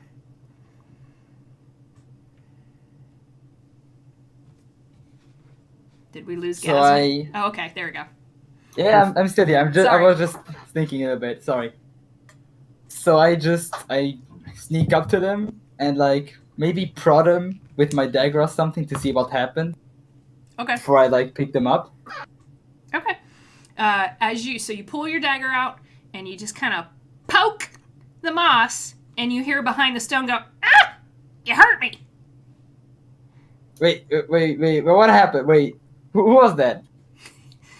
A familiar dark blonde gnome pops her head out and goes, "Sorry. Oh god, not you again. Sorry. I followed you. You didn't see me." How? But why? I'm going to move you down here. Because I kind of figured you guys might need my help. I'm grateful, but just don't do any pranks anymore. Fine. Thank you. Okay.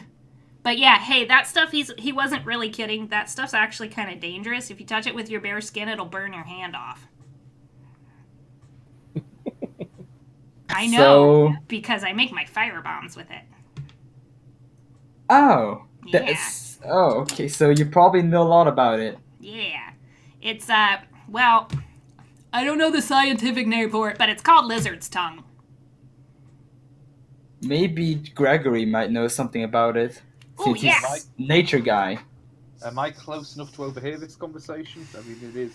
Ooh, boy. One of the cool things about Roll20, you guys, is that there is a ruler. I would say no. Yeah. To be honest. It's definitely silent right now. This is true. You definitely see eggs. You're just not sure what they're talking about.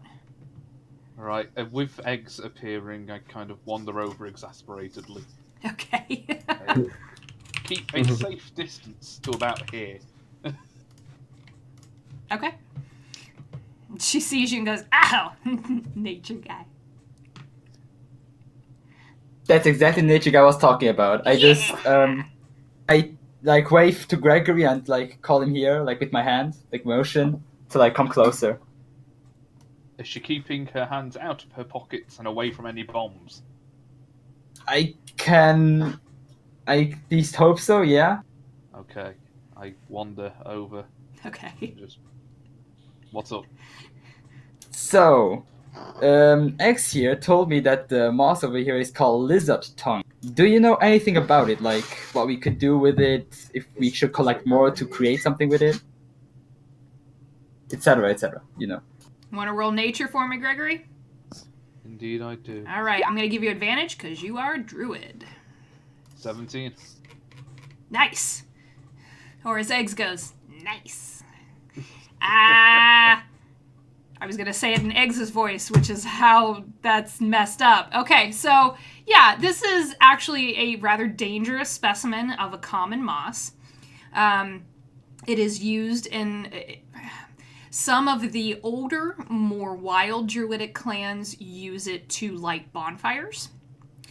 It is extremely flammable. If handled improperly, it can burn your skin off completely. And as you're looking down at Eggs' hand, she's not wearing gloves or anything, and you do see a very old scar on her palm. The skin there is, and she's kind of a darker complected gnome, and you see, it looks like almost like a black char mark that is very old and possibly came from this stuff. I kind of sigh exasperated and say, of course it had to be that. And then explain to the group about it being flammable, will burn, and I kind of notice the scar, but I make no mention of it because that would be rude. Okay, fair enough. So, nature guy, should I pick some up for you, or don't you need it? Use the bloody glove. You got Yeah, it for a reason. I will, but like, do you want me to pick some extra for you, or just the 4 for the gnome over there, the old guy? I mean, eggs. Could you do something with them if we picked them as a favour, quid pro quo? Yeah, what are you thinking? I mean, that last bomb was pretty effective. Fire. Sure. Yeah, give me... Well, I mean, I'm gonna hang out with you guys until you get sick of me. But I can fight, so hey. Also... Oh, but yeah, anyways, and she kind of is like... She's lost track of what she's saying. You're like, nah, focus up, girl, come on. She eventually snaps forward and she goes, yeah, I can make you some bombs. I can make you some potions. Fire resistance, fire breathing, fire forcing. Come on, Fire girl, breathing! Beautiful. Right. She nudges you, Gasmet, and goes, hey, guess what? Guess what would be really cool? To breathe fire? Yeah! A fire-breathing goblin! I kind of snap my fingers trying to get her attention. Can you do this on the fly, or do you need your workshop? Oh, fuck no, I need my workshop. Are you crazy? I assumed you might be useful, but alas. I can fight! She flips you off. Beautiful. I flip her off back. She just starts laughing. She's like, he's grouchy, but I like him. So collect extra for her if she needs it, but I mean, I don't need it right now. So how much do you need extra then for the potion? Another 4. Oh, damn. I'm the errand boy here. Oh, like the errand I have goblin. 4. Wait, what? I yell from the other side. Yeah, the cat is standing. I have 4 gold. No, she means 4 clumps. Oh, sorry. Yeah. Okay. She's like, but I'll take your 4 gold if you want. Sorry. So, for kitty. the sake of brevity, Gasmet, you are able to gather, it takes a few minutes, but you're able to gather 8 clumps of this moss, very carefully picking it up. And Eggs actually hands you, it looks like a lead box to store it in.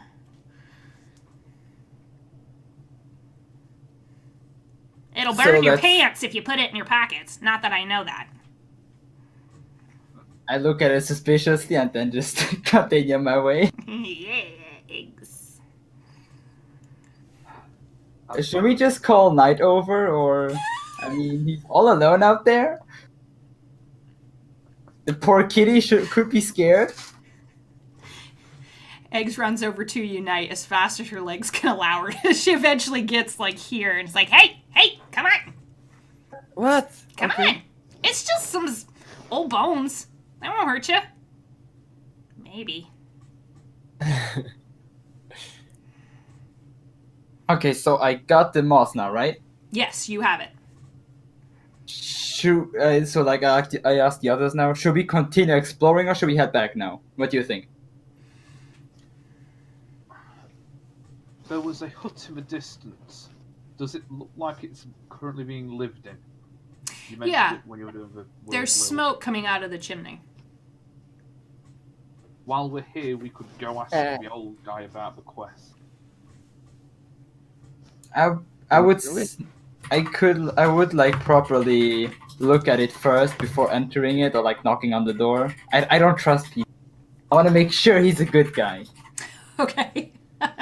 So you're gonna go up to the hut and just kind of scout it from a distance. Yeah, that's what I would do first, Okay. and then report what I found, since I can see in the dark and stuff. Yeah. So as you start to leave this area, Gasmet, Knight and Eggs, Knight, you especially, you spot it because it happens right next to you. This hand, poof, shoots up from the dirt. It's a skeletal hand. Oh no! And reaches for you. And we're going to go into what's called initiative. So, where you place it, and Gasmit, I'm going to move because you didn't get to move far before this happened. So initiative is the start of a combat round. So when you roll initiative, you're going to roll a d20 plus your initiative bonus that is listed on your sheet. And your initiative bonus, just so you know, is based off of your dexterity modifier. What's cool about Roll20 is that we actually have an initiative tracker that we can use. So I'm going to add everyone's turns.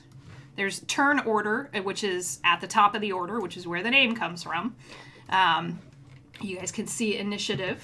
So give me your initiatives, please. 5. Oh, no. I got 2. Oh, no! No! This is so bad. X rolled a 17 plus 2. Oh, She's what? just like, she's ready for it. She's right there. She's low to the ground. It's her personality. So, let me grab... There's a skeleton right there. And there's one there. And there's one there. And there's one here. They start poof, poof, poof, popping up from the ground. In combat, there's a handful of ways that enemies can act. There are 2 types of skeletons that you see, and I'm going to take a little bit, a few extra moments to just kind of describe this as you guys are getting this like, oh shit moment that happens. So as we start combat, there are a couple of skeletons. Oh, sorry, this is the wrong one. That's the wrong token. Bam, there he is. There are 2 skeletons, and they claw their way out of the dirt. They have axes and shields. So you can see that there's one here, and there's one here. Because they are the same type of enemy, they are going to act on the same initiative. The other 2 are the same, and they just look like they're carrying old rusted maces. So, let me go ahead and add them to the turn order. And you guys can actively see what's going on there, which is good. The one with the shield also did not roll well. Oh, shit. Oops, wrong one. There we go. Right button. There we go. So turn orders always start from highest number and then go down, which means that turns... So let's lay a couple of things out here in combat. A round of combat, which is from the top of the order... From the first character, the highest number, to the bottom of the order, so from Eggs to Gasmet, when we run through that lineup once, that is 1 round of combat. A round of combat takes 6 seconds in game time, not in our time. So we will address things as they come up. On your turn, you can do 3 things, and you do not have to do them in any particular order. You can move up to your movement speed. So whatever your movement speed would be, I think for all of you it's 30 feet, which is why I said each one of these squares is 5 feet. Gasmet, there is a ruler. You see Gregory's playing with a ruler there. In the toolbar, there's a ruler that will help you calculate how far you can move. How do you do that? It is over on the left-hand side in the long strip of tools there, and it looks like a circle with a ruler sticking out to the right. It when you hover over it, it comes up as snap to center. Huh? Do you see what I'm talking about? But how do I do the to calculate the distance? Oh, so you would like for you where you're at. If I click and hold on your character, and I pull down, yep, and then you can just, when you move, you can move in any direction within your movement speed. You don't have to move your whole movement. So let me show you what Eggs is going to do as an example. On her turn, she can move, take an action, and take a bonus action if she has it. Gazmet, that's going to be important for you because you do have a bonus action as a rogue. So, something to keep in mind. Eggs sees the skeleton, goes, ah! And pulls away. For her, that is dangerous because she, when anyone attacks, this thing is right here engaged with her. You're considered engaged when you're within 5 feet or 1 square in any direction. When she moves away, it gets a reaction, which means for the skeleton, it's going to use its reaction to make what's called an attack of opportunity. It's exactly what it sounds like. She moves, and it tries to smash her in the kneecaps. So when this happens, the skeleton is going to roll its d20 plus its attack modifier. No, it rolled a 9. Can't roll for shit. And she is able to move. It does not get a free swipe at her. So she's going to move. Out of her backpack, she pulls out a short bow and is going to fire at the skeleton. So she has used her movement, part of her movement, I should say. She's going to use her action to attack. So she is going to fire an arrow at this skeleton and hopefully not roll a 1 and potentially hit Knight. Because that could happen. Oh gosh. So she's going to roll a d20. Oh, that's an 11. Plus 5, that's a 16. That is going to hit. When we roll in combat to attack another creature, typically a hostile creature, hopefully it's not a friend, we roll a number. So we roll the d20 plus our attack modifier. So for her, it was an 11 plus 5. Against, and that number has to be at or above the creature you are trying to hit, that what's called their armor class. You all have an armor class on your sheet. This thing's armor class is lower than what she rolled, so she scores a hit, which is great. So she's going to roll her damage. You only roll damage on a hit, of course. And she just did 8 points of damage to this thing. Wow. And it is not happy. Great. It takes an arrow in between its jagged, kind of gross, moldy leather armor, and you see its jaw just kind of clack, and it makes this horrible clacking noise, Knight. She goes, I hate skeletons! And that is her turn.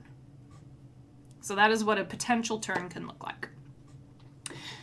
It is now the skeleton's turn. I feel so bad you guys rolled low initiatives. That's what happens sometimes. Okay. Oh, God. Oh, boy. Here we go. Okay. So the skeleton here, let's resolve the one that's engaged with Knight. Knight, it is within melee reach of you. And go. Every weapon has a reach on it. Most weapons have a 5-foot reach. So it is within 5 feet of you, Knight. So it is going to try to take its mace and just crack you in the ribcage. What is your armor class? It's a 16. Okay, so 16 is the number I want to get at or above. So I want to get that number. They don't roll high. No, that's a 13. So roll lower than the armor class, which means that Knight gets to kind of dodge out of the way and does not get hit at from this mace, this rusty, gross-looking mace that comes down at him. In that same turn, there is another one of these mace skeletons engaged with you, Gregory. It's going to do the same thing. It's going to try to hit you. What is your armor class? 13. 13. Okay.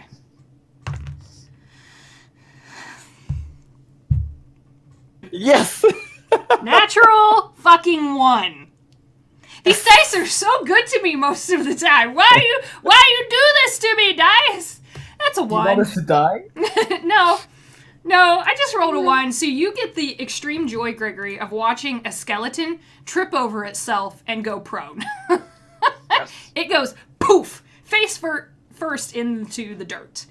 Prone is a combat condition that we will address when that comes up. Prone means that at range, if you try to hit it with a ranged weapon, you will be at disadvantage because you're trying to hit something flat on the ground. But when you are up close to it, like Gregory is, Gregory could crack it with his staff and roll at advantage.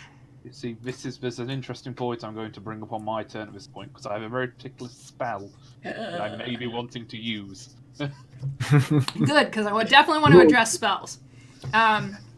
So that rounds up the 12 initiative there. So we went 19, 12 eggs, mace skeletons. We'll go down to 8. Next in the turn order that you can see there are the skeletons with shields and axes. It's not a homebrew rule, but it is one that I choose to use. And this is going to be important for Knight, and I am very, very sorry. Flanking is allowed in my games. Oh. Let me show you what that means. Flanking, No. yep, 5, 10, 15, 20, 25. Flanking is when you have an enemy on either side of you directly in line with each other. Knight is now considered flanked, which means that all attacks against him until he moves or one of those enemies moves are at advantage. So, that skeleton is, just because I am a nice DM doesn't mean that I'm going to take it easy. We're trying to teach people the game. Okay. Oh my god. Why? Why? Why? Why you do me like that? 4 and a 2. 4 and a 2. So, you're fine. These skeletons are old. This one apparently is missing its anything. Can't hit. Even flanked with a buddy, because when they're flanked, they roll at advantage, like I'd said, and I rolled a 4 and a 2 at advantage. You take the higher of the d20 roll, and even with a 4, that is only an 8 to hit, which is only half of your armor class of 16. Whee! Wow. Yeah, it was bad. So that's that turn. They can't hit for anything.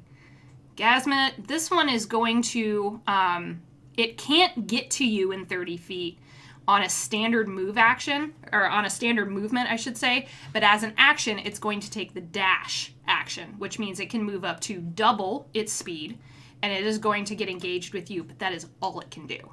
It's not going to attack you this turn. Clear as mud? Yeah. Yep. Cool. I'm ready. All right. Knight, it is your turn. There are 2 skeletons on you, one on your ass and one in your face. I wanna move. If you move, I can't. they will, if you move, the one with the shield and the axe will use its reaction to try to hit you, because the other one already tried to hit eggs. It's only one then. Mm-hmm. Or I can use my action to. Disengage. Mm-hmm. Okay. When you disengage as an action, they do not get that attack of opportunity on you, but it burns your action. You will not be able to attack on this turn. Okay, so first I will use my cat's claws and try to melee attack. Which This one? Hey, do I mark the enemy?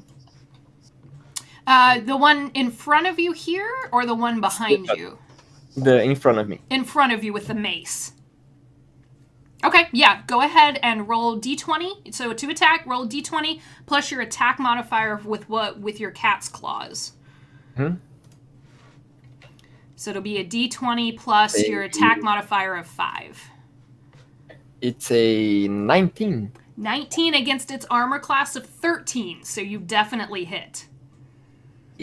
So go ahead and roll your damage for your cat's claws. 4 plus 5. Yes. No, it's a 1. Oh no, okay.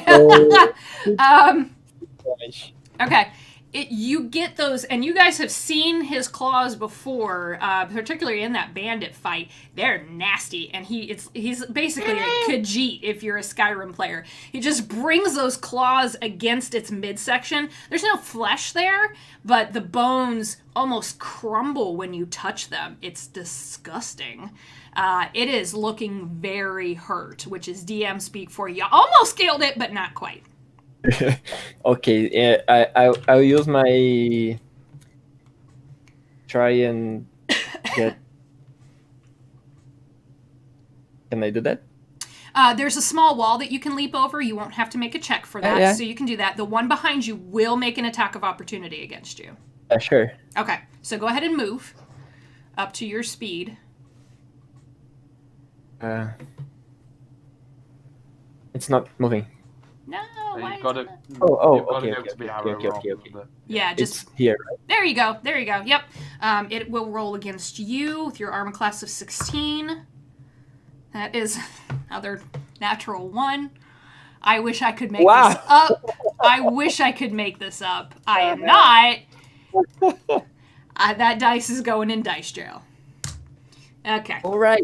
Dice jail, and I'm getting out a Vox Machina dice here because that's bullshit. Damn it.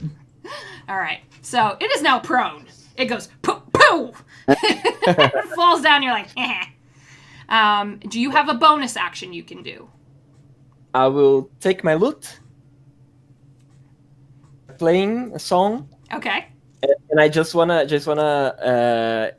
say that always keep playing while the combat goes. Okay. Like Battle music. I think I'm like playing a song all the time, and seeing that this enemy is next to Gregory's prone, to give Gasmut a bardic inspiration. Ooh, do you want to explain that to Gasmut? Yeah, sure. You Gasmut. Yeah, I'm The here. next roll you make for a attack or ability check or saving throw, 1d4. Is it D4 at first level? No, d6. D6. That's what I thought. I've played a few bards, so I thought it was a D6. Okay. You can roll first and then decide if you want to use the d6 or not, and when to use it. That's it. Yeah. So you have a D6 that you can use now, Gasma. If you think that when you roll, let's say on your turn, if you roll an attack and it's just not quite enough to hit the skeleton next to you, you can roll that D6 and add the number you roll on the D6 to your attack, and you might be able to hit it then. Okay. It's like a little bonus. Yeah, it lasts for 10 minutes, so it's up to you when you want to use it. In combat, we will never pass 10 minutes in a combat because that would take, oh my god, that would be so many rounds. So just keep that in. What I usually do is, you don't have physical dice, but if you ever get physical dice, whatever a bard gives me inspiration, I pick up that die of whatever they give you. So in this case, it would be a D6, and I just set it off to the side as a reminder. But you can write a note or just put it in your brain.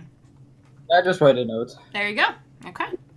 So that is Knight's turn. You watched Knight move and crack this skeleton in front of him with his, or I should say, get the skeleton with his claws. He moved. He played a little song. Gasmet, you feel inspired, and it is now Gregory's turn. Right. I want to disengage not as an action, just as a general move, but he's prone. He's So how prone. does He that cannot attack you from prone. Beautiful. Ooh. Right. So I'm going to take a step back here, Mhm. and I am going to cast Entangle. Oh shit. No. So Gregory's casting a spell. There are certain classes in D&D 5th edition that allow for spell casting. Gregory is a druid, spellcaster. Knight is a bard. Bards are a very particular type of spellcaster. They are very special in certain ways, and druids have their own powers. Druids are, of course, nature-based magic. So Entangle is a first level spell. It takes an action. So instead of hitting something with his staff as an action to attack, he is instead casting a spell. This spell, and I have it, the description here, Gregory gave that to me in our chat that I can see it. So if you want to go ahead and describe what it looks like when you cast this spell. I believe I've drawn the correct grid. You may want to just do a quick edit on that if it's wrong. 20 foot, yes. It looks a bit squishy. Nope, you're good. Oh, Yeah, it's glorious. There you go. right. So I ran away because this spell is very interesting. I I kind of channel my druidic focus, which is handily mounted on the back of my shield, so I don't have to drop the shield. I hold it tight and plant sprout up from the ground in that area and wrap around the enemies, making the walking and the moving and the general existing in that area very difficult. Basically means they're at a disadvantage. What I want to know from a world building kind of view is that poor guy's trapped on the floor with my plants spring up. What's happening to him? He's already at a disadvantage. Creature in the area, when you cast the spell, must succeed on a strength saving throw or be restrained by the entangling plants until the spell ends. So we are going to do this in stages. The open yellow square that you are seeing here is the entire parameter of the spell. So these vines, these bright green, verdant green vines start shooting up out of graveyard ground and cover this entire area within that yellow square. The two skeletons that are caught in it have to make strength saving throws. So they're going to roll d20 and add their strength save modifier. Which is not good, because they're skeletons. And the one that's prone is at disadvantage. So it's going to roll twice and take the lower of the two numbers. And considering I'm rolling shit, this could be bad. I'm rolling the grog die, so we'll see if that does any better. But let me resolve the non-prone skeleton that's standing right in front of Gazmet. Hi, kitty. That's a 4. So no. And then at disadvantage, double 17s. What is your spell save DC? Oh, let's have a look. 14, I hate. Disadvantage! Okay, sometimes weird shit happens. So when any hostile enemy, or any hostile creature, I should say, has to make a save against a spellcaster's, what's called a spell DC, we talked about DCs before, a difficulty class, that is the number that they have to roll at or above in order to save from the spell's effects. In this case, the skeleton here in front of Gazmet that did not save with a 4 is going to be considered what's called restrained. Restrained is a condition in D&D 5th edition, and I'm actually going to pull it up on the screen so that you guys can see it here. And you guys can do that too. There's a compendium in Roll20 that you can look at. But basically, when a creature is restrained, and I'll put a little marker on him so we don't forget. Let's put a little net on him because he's now wrapped up in vines. His speed becomes 0. Attack rolls against this particular skeleton, Gazmet, good to note because your turn is next. Any attack roll you would have on this creature while it's restrained is at advantage. So you take the higher of 2d20 rolls, and that creature, if it tries to attack, has disadvantage. And it also has disadvantage on dexterity saving throws, which is funny because it's a skeleton. So, this thing, you guys just watch Gregory go, vines! And there are just vines now everywhere. I will warn you, if you walk into this space where these vines are, you will also be affected by the spell. So just keep that in mind. And this is a concentration spell, right, Gregory? Yes, it's concentration. Okay. Which is 1 turn, isn't it? It's a minute per turn? No, 6 seconds per turn. 10 Oh, rounds. Dang. So we will address concentration. Certain spells, they're so taxing on the spellcaster, they have to focus everything they're doing or concentrate on the spell. If they get hit while they're focusing on the spell, there's a chance that they could drop the spell. So if that hits, you will make a Constitution saving throw, Gregory, and we'll see if you drop the spell or not. But again, we'll address that if it comes up. This other one that is prone weirdly managed to roll out of the way of the vines and is fine, but still prone. So it's like stop, drop, and rolled on the ground to avoid the vines, but rolled a 1 to attack, and yeah. So anyways, okay. Anything else you want to do, Gregory? You do still have movement speed left. I'm going to ease back behind Gazmet at this point. I hiding behind the goblin. I'm not that big of a meat shield, okay? You're taking cover in the goblin. Yeah. You should have done goblin barbarian. But how do spell slots work? Because this was a level 1 spell.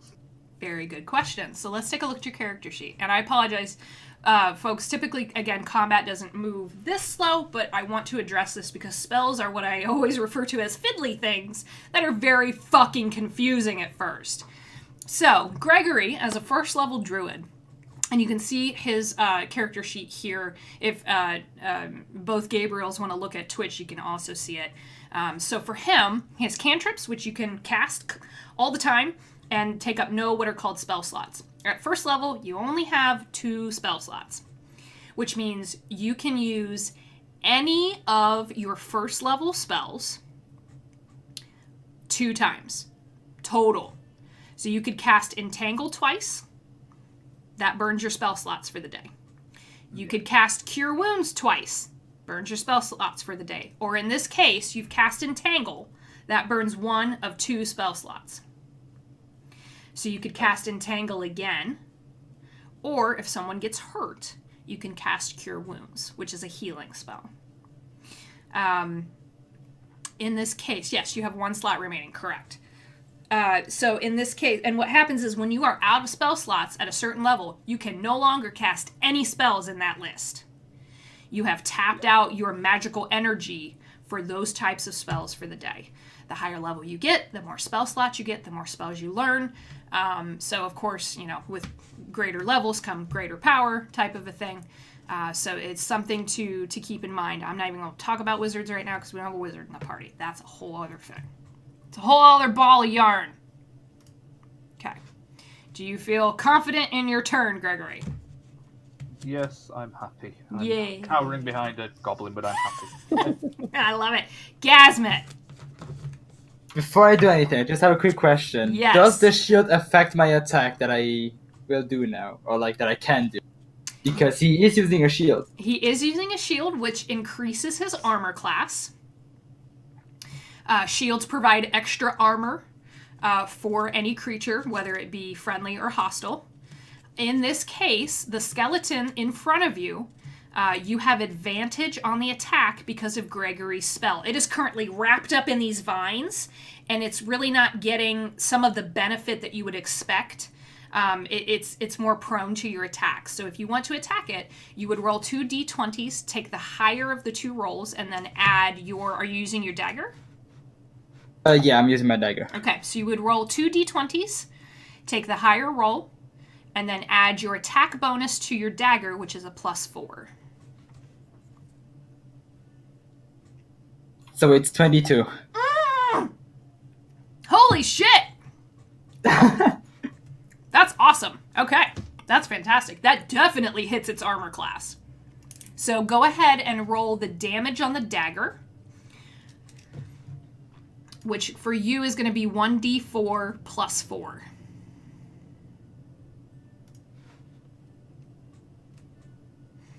Six. 6. Oh, it didn't like that at all.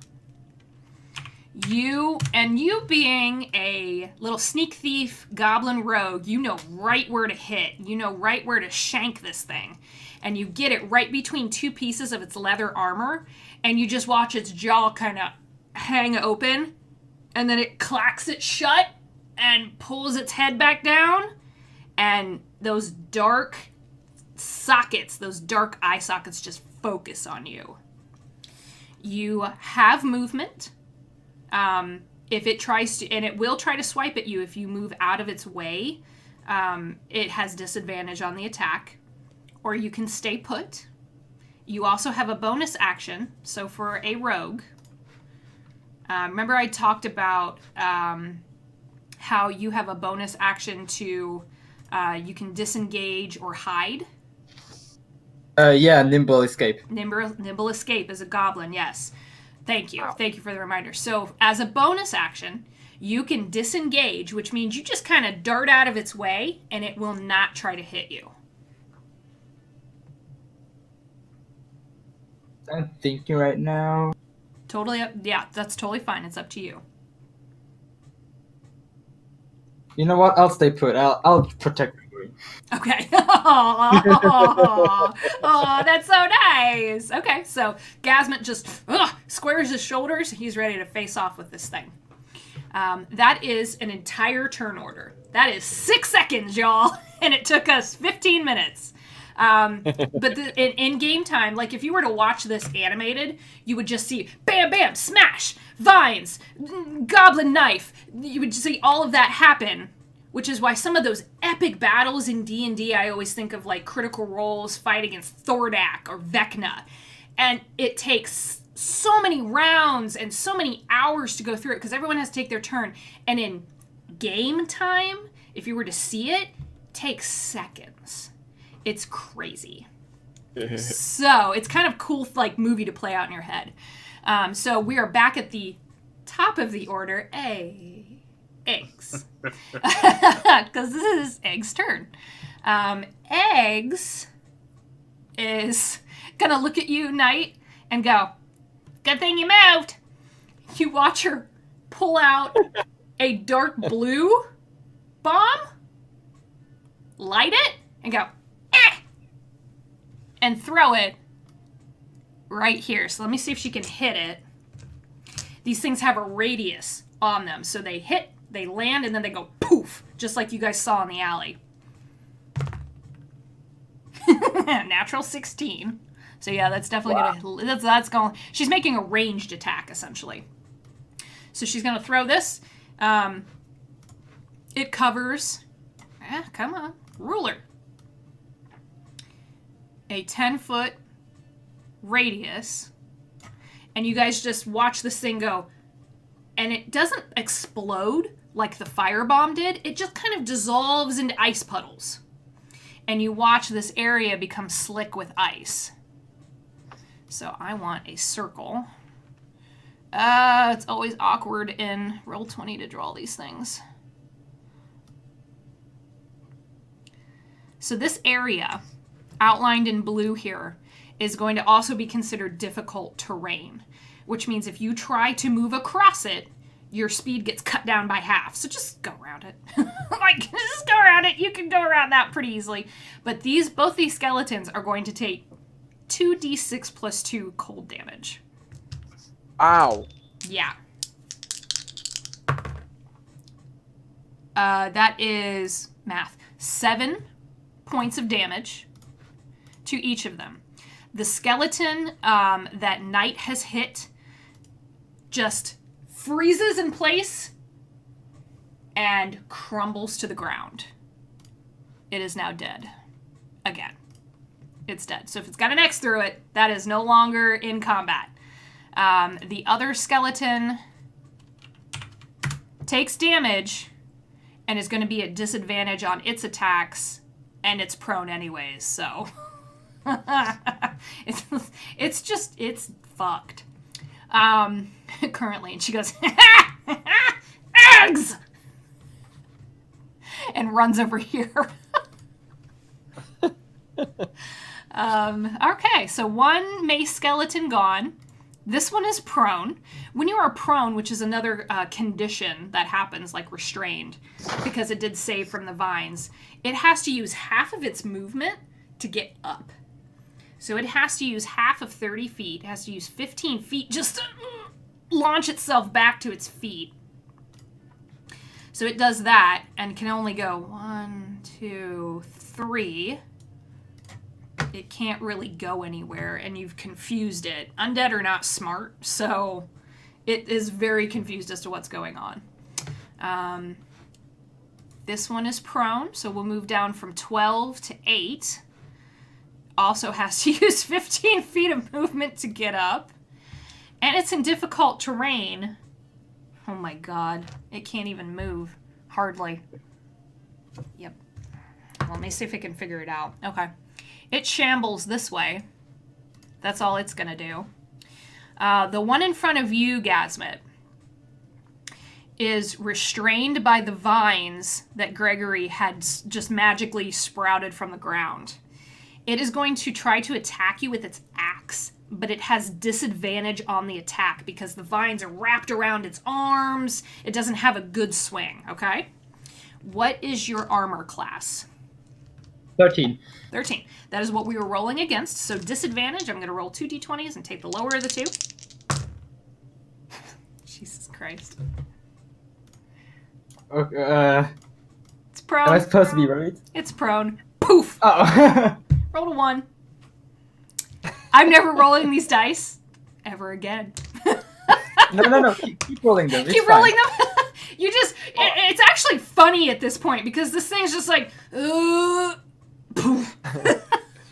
How many natural ones did you roll? That's 3 so far.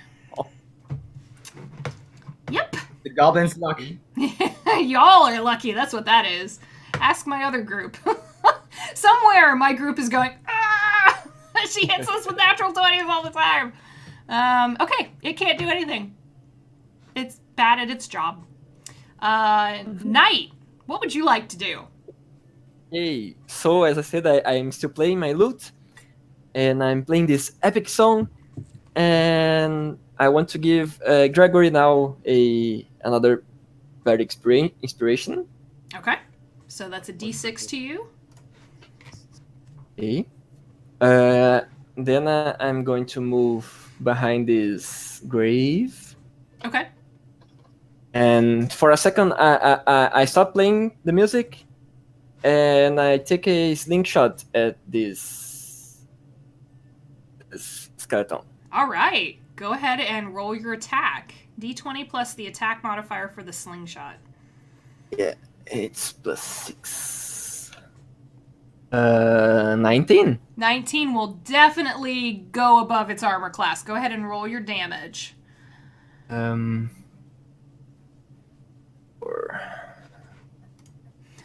not going to be What happy. again? No! Come on. So a 7. How many? 7 damage. Oh my god. 6. It is not pleased at all. You get that slingshot ball lodged right in its, like, where its clavicle would be, and you just kind of watch its head start to, it looks bad. Okay. Again, DM speak for it. Not dead, but almost. And although I stopped playing the lute, but I didn't lose the rhythm, so I take it again and continue playing the music. All right. I really like what you guys are all doing. This is a good example for new players because you guys instantly are putting your own flavor on what your characters are doing in combat. You are welcome to describe your actions, what your attacks look like, what your spells look like at any given time. I should have said that earlier. I think James knows what I'm talking about specifically. I really like what Liam O'Brien does with Caleb, where he's like casting, like wall of fire, yeah, or anything like that. He talks about it's one of those things that's flavor. And when you're trying to imagine this in your head, it's cool little details like that make, for me, combat super interesting because you can it's like a movie in your brain. It's really cool. Okay, that is the end of your turn, Knight. That is the end of Knight's turn. Gregory, what would you like to do? I'm currently concentrating still. Okay. But just managed to grunt out a few words to Gazmut of just, it can't move, get safe. And then I kind of inch this way a bit more, trying to think. Just to try and get away from a skeleton that's approaching us, so I move to there. Okay. And just skittle away, wincing. Okay. And leave. Concentration spells are really cool, so just an FYI for anyone watching, because it's a continued effect. These vines in this square area that you see that Gregory drew, which is the radius of the spell, he has to focus on that. If he does anything else other than cast a cantrip or he'll break concentration. So you don't want to do that because then the vines would leave and then the skeleton gets loose and all hell breaks loose and oh no, we're all going to die. So this is what happens. So Gregory has used his turn to keep concentrating on Entangle, and then he moved out of the way. Which leads us to Gazmut. What would you like to do?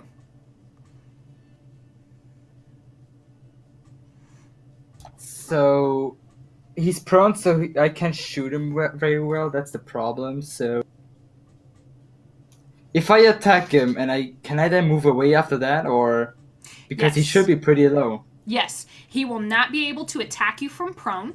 You will attack with advantage. So you could try to dagger him in the face or whatever and then move out of the way. Okay, so I take my dagger and stick it up in his neck while he's on the ground and see if it kills. Nice. Go ahead and roll d20 at advantage. So 2 d20s, take the higher of the two, and then add your attack modifier. This poor skeleton.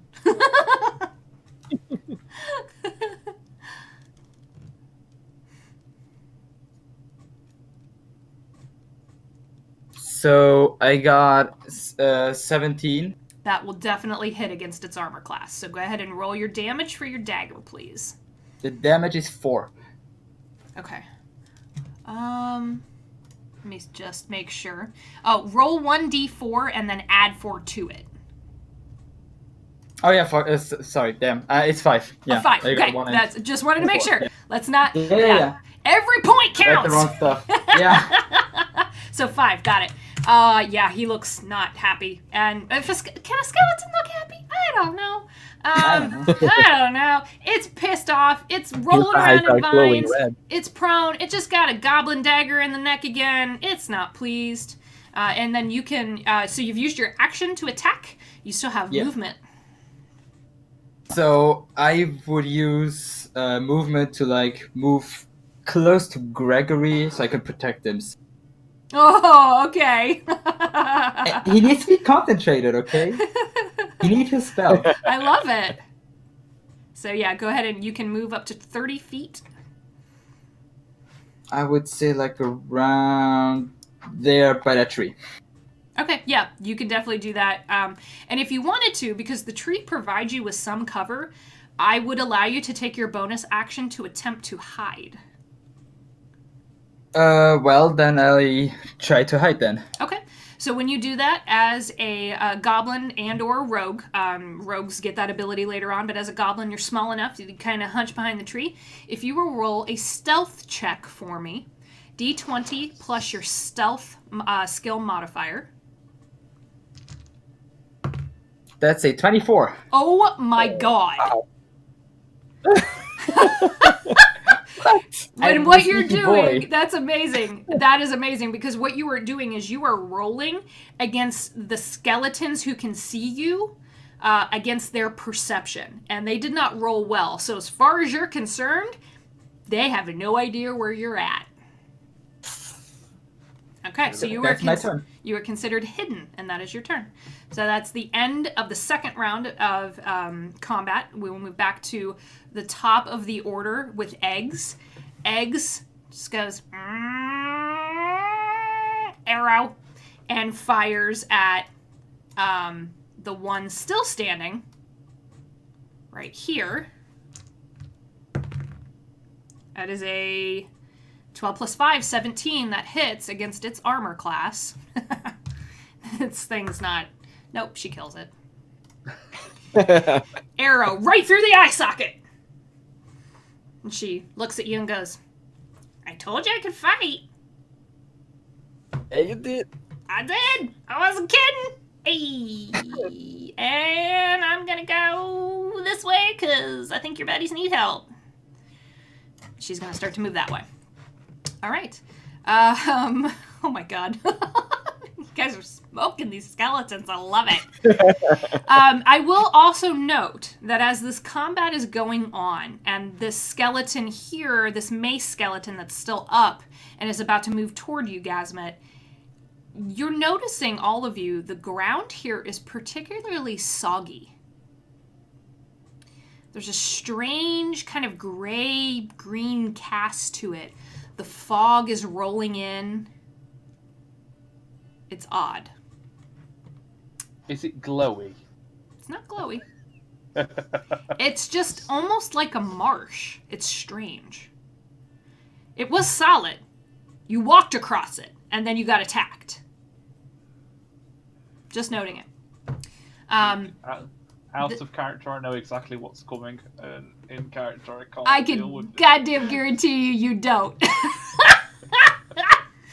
This thing Interesting. is going to come at you, Gasmet. It shambles its way over. Shambles is an excellent word for a skeleton. And tries to attack you with its mace. So what is your armor class again? 13. 13. It is going to roll against your armor class with its mace. That is a 16. So it does manage to get a hit on you.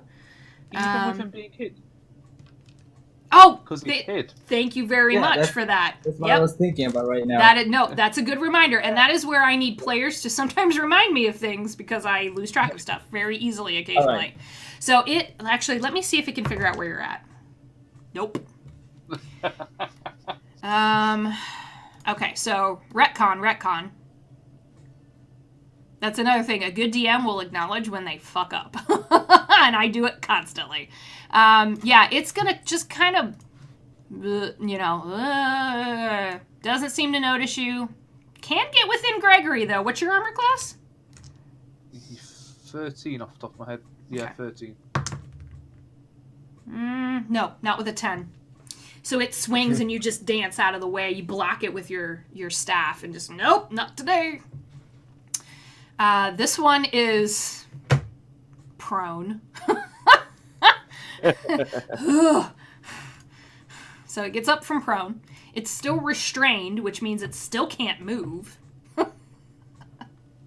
And let me look at your spell real quick. Can use its action to make a strength check against your spell save DC to free itself, and that is the only thing it can do. So it is going to roll a d20 and add its strength modifier against your spell DC of what, Gregory? 14. 14. All right. That is a 15. It does manage to get up eventually, break free. Finally, it uses its shield to break the last of the vines off of its body, but it can't do anything else. It blows its turn doing that. Knight, what would you like to do? If I go in this yellow square, I'm going to be affected by the vines. Correct. Okay, so I'm going to move this direction Okay. to use my feline agility to double my Yes. Yeah. it's a trait. Yeah, I can use so- once. Yeah, Sure. you can definitely do that. Tabaxis have, just like goblins do with their nimble escape, tabaxis have feline agility, which allows them to, I think it's once per turn until I move 0 feet. Yep. In another turn. Yep. So they can, it's this burst of speed that they get when in combat, and so he's basically making the dash action for free. So you can move up to 60 feet. So I think right here. Nice. Yeah. And then Real where quick, is just as a freebie action, make a perception check for me. it? Okay. Oh no, 6. No, you have no idea where Gasmet is. Okay. Like, where'd that little goblin go? What's going on? It just vanished. I'll slingshot this other skeleton. The one by Gregory? Yes, can I do that? Yes, you With can. him? Yeah, you can do it. Just don't roll a 1. Sure. Please don't roll a 1. Poor Gregory. Natural 20. What? Natural 20. Okay, so this is an excellent way to address this in combat with a natural 20. You are going to roll the die for your damage. Okay. Okay. Oh, sorry. You're fine. Or. What was it? Or. Okay. So what you do with a natural 20 is you roll the die. You then take that result, times it by 2, 8. and then add your attack modifier or add your attack bonus on the weapon. Plus 6. So 14. Oh my god. You want to talk about overkill. That thing, with one very quick And Gregory, you can hear it. It's making a high-pitched whine as he wings the slingshot around its head and launches a perfectly placed slingshot ball right underneath its chin. It knocks the head past you, Gazmet.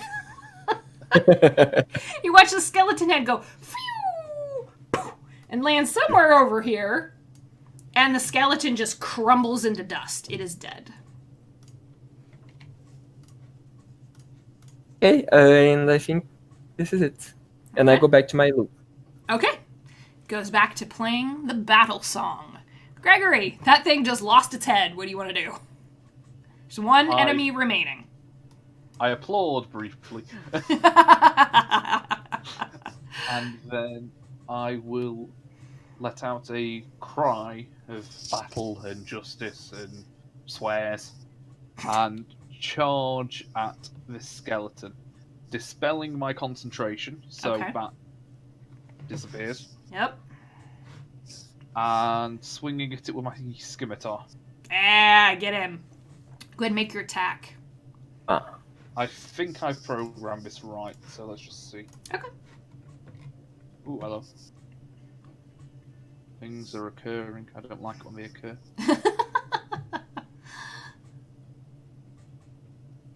So it's a natural one. No.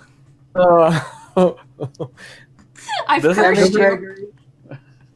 Advantage? Okay, Gregory. In your haste, in your excitement of watching a skeleton lose its head to your companion, you dispel your vines. Poof!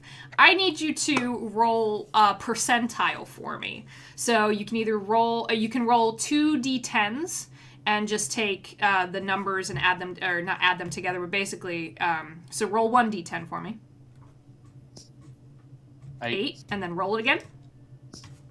5. 5. 85 is what you get on the percentile die then. So you do not go prone, but you no longer, you are basically stuck. You kind of didn't dispel your stuff quite as well as you thought, and you kind of get your boot stuck in the mud.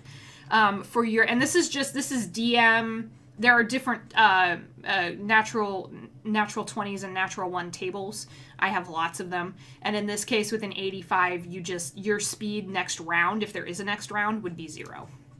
Right. Okay. So you can't move. You're not prone, you're just stuck. You're like, my boot. Okay. End of your turn? End of my turn. Okay. Gazmet. I would shoot the skeleton with my short bow to see if I could take it out.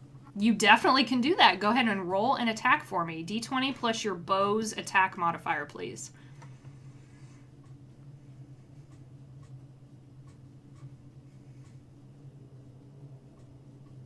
That's a 9. Oh no! Damn You it. can add the D6 if you want. You could. Oh, well, I'm gonna do that then. Okay. Since you offer it. Use your bardic inspiration. So what was it again? A D6 and that's it, or something else? Yeah, it's- just add the D6 to the value. So it's 10 now. Oh no! The Thank skeleton, you. upon seeing you now come out of hiding from around the tree, you're no longer hidden, just pulls the shield up and blocks the arrow, and the arrow breaks in half and shatters on the ground. You still have movement, best and you can use inspiration I got. you can use your bonus to hide again if you would like, or do whatever.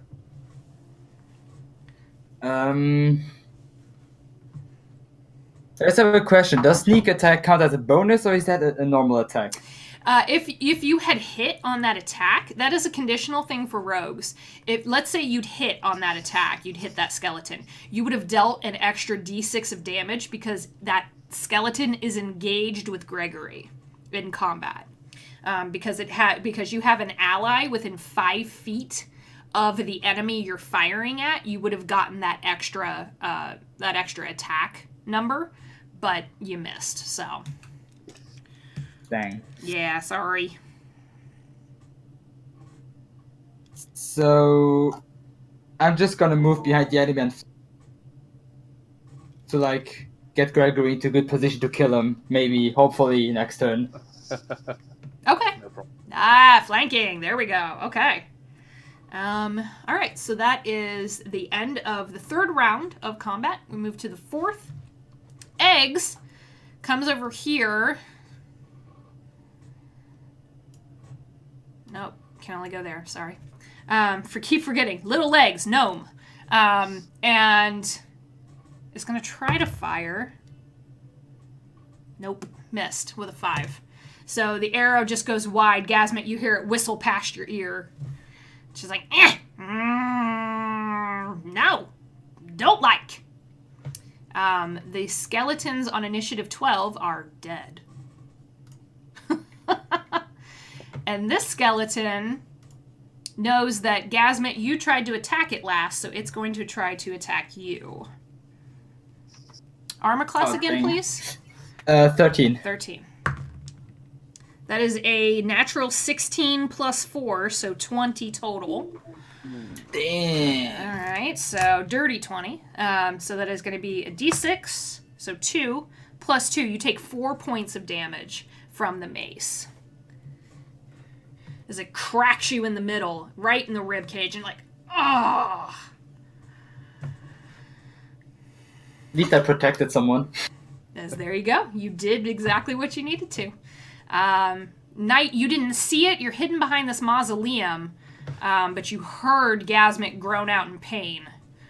Yeah, I saw them running in that direction, so I'll run to like here. Okay. And I'm playing my lute. The chords begin to sound strange and out of tone. I run my fingers along the strings to create that. I don't know how to describe that sound, but the creature, the skeleton, feel afraid of the sound surrounding him, and I'm casting Dissonant Whispers. Oh, shit. All right. Can you throw that in chat for me real quick? Yeah, sure. How do I do that? I just click on the name of the spell. If you close the, because I think you have the settings open right now. Yeah, if you just click on it, it should throw it in chat. I did. Why didn't it go? I didn't hear it. It's come up as a roll. Oh, it did that. Okay. So yeah, it gave me the spell DC. So in this case, with this spell, this creature, this skeleton, is going to have to roll a Wisdom save against Knight's DC 14 spell save. So that's a negative modifier. Okay, that's a 5. So no. So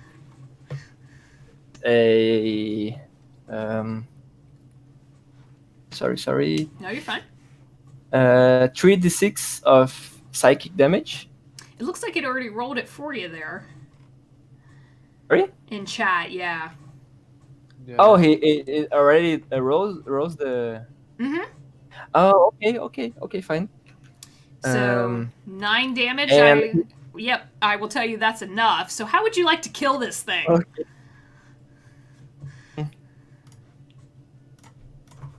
Music, I don't know. This kind it's just too much for him to hear chords that I'm playing. Yeah, only the target with this particular spell. It's called Dissonant Whispers. It's a first level spell. Can hear these strange, haunting, screeching notes that you're playing. No flute should lute should ever make that noise. Ever. But your bardic skill allows you to cast this particular spell, which is really cool. So it is, you, Gasmet and Gregor, you're right on it, and you just watch this thing drop its shield, drop its axe, and just go, and release this cloud of bone dust and crumble to the ground. Now I'm bloody and full of bone dust. God damn it. And we are officially out of combat because all of the hostile creatures in this area have been dispatched. Well, that was easy. We you were guys just think? lucky, Had to to be say honest. it. You had to say it. We jinxed it. Next time it's gonna be 20s everywhere. Gasmet Egg sees that you're wounded, and she runs up to you and she goes, "Don't mind me," and puts her warm little gnome hand on your wound and casts Cure Wounds on you.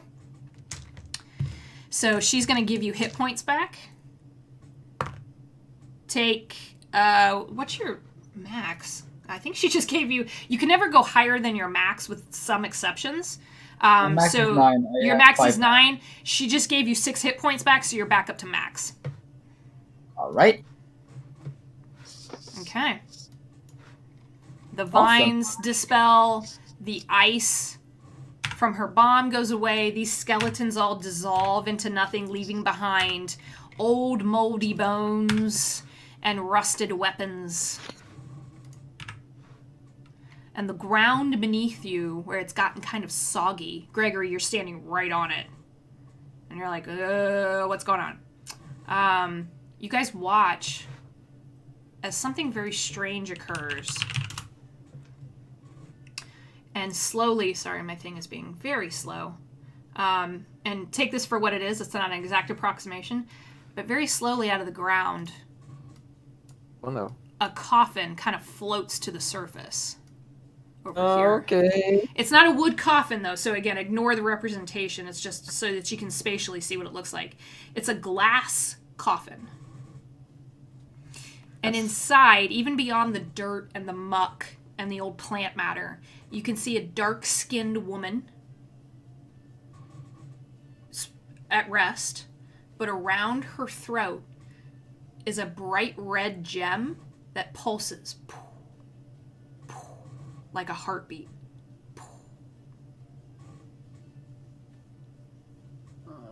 Mm-hmm. Did I find anything about this particular gem or creature when I was studying about undead? No, you did not. Like, Knight.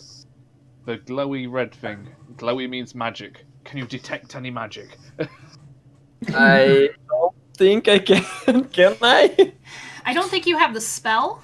There is a don't. spell called Detect Magic, but you could Yeah, I know. make an I don't. Arcana check if you want to try to get a sense of maybe what's going on. So it'd be I a mean, D. I don't have any. It'd be But I can try. D20 plus. Oh, you don't have Arcana? No, you don't. I mean, No. I would let anybody roll Arcana at this point. So Okay. D20 I'll plus take your Arcana. Arcana skill, sure. 14. 19. Woo! Okay. We got 2 smarties over here. Yeah. You don't know the name of this thing. You're not even really sure what it is. There's just this kind of odd sense in the back of your mind, Gregory and Gasmet, and Eggs is kind of like, eh? Because she's not, this isn't her deal. Yeah. You watch the heartbeat-esque rhythm of this gem slow down. And the gem then goes dark. And the ground, this marshy ground that appeared when the undead did, is now slowly receding back to solid. And it's not a too far leap, especially for Gregory and Gasman, as you guys are standing there watching it, to tie the gem to the undead that you just fought and killed. So I guess that's the quest done? Hopefully? Said something strange was happening to the ground, but if we go talk to the old man in the shack, or I assume we have the old man in the shack, and we just leave this glass coffin here, she is, I don't know, having seen 4 skeletons walk, I'm not particularly happy with the fact that that one's going to stay in the clearly breakable coffin. I just wonder if the gem is worth something. But it's not so beautiful now because it's black, so I don't know if it would fetch a high price. anything magic normally fetches a high price. It's just whether we could get it to activate again, or whether we want it to activate again. As you guys are discussing this, and this is something I always like to bring up in any game, whether it be a newbie game or a level 10 or a level 20 game, whatever it might be, the world, while you guys are doing things, the world still moves. And as this is happening, you watch 2 guards come charging at you. Oh. They don't have weapons out. They look very, very concerned. I'm just going to throw 2 tokens on here for you guys so that you can at least see their placement. 2 guards, like human guards? Waterdeep armored guards. Where are all my tokens at? What the heck? Sure, we'll throw 2 pirates on there. That's fun. Yar. Why not? That's just what I have right now. They come running up to you. No weapons out, but they're in plate mail. Both human. 1 woman, 1 man. And they come running up to you, out of breath, and they're... What happened here? What happened? Can I take a step in front of Eggs to hide her from view and kind of hold my hands up and just say, we've been fighting undead and try and explain the situation to them? You absolutely can. What would you like to give them as far as an explanation? We came to take a quest from the tavern, and when we arrived, undead spawned from the ground. We defeated them, and now this coffin has appeared. Okay. You're telling the truth. So in this case, because you're not actively trying to deceive them, go ahead and make a persuasion check for me. D20 plus your persuasion skill. Oh, come on. I've got a good persuasion skill, but I've got 8 altogether. No, that's perception. Persuasion. Persuasion? Oh, damn it. Wrong P. Oh no, hey, 10 is average. They look at you. The woman looks a little more skeptical. The man goes, Oh, you have. Oh, okay. No, sorry. what do you, I mean, it. And he sees the bones. He sees the remnants, particularly the skeleton head that landed kind of precariously over here. That knight winged off with a natural 20.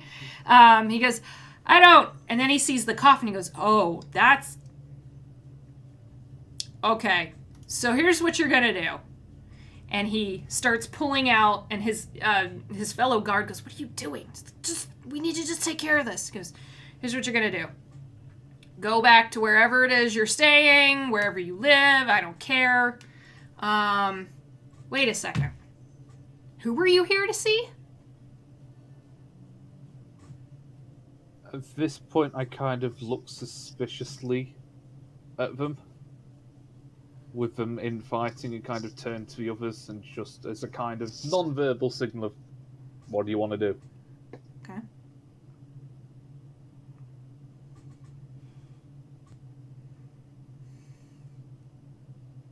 I would say we tell him the truth, to be honest. I'm just not... This is all in hushed, whispered conversation.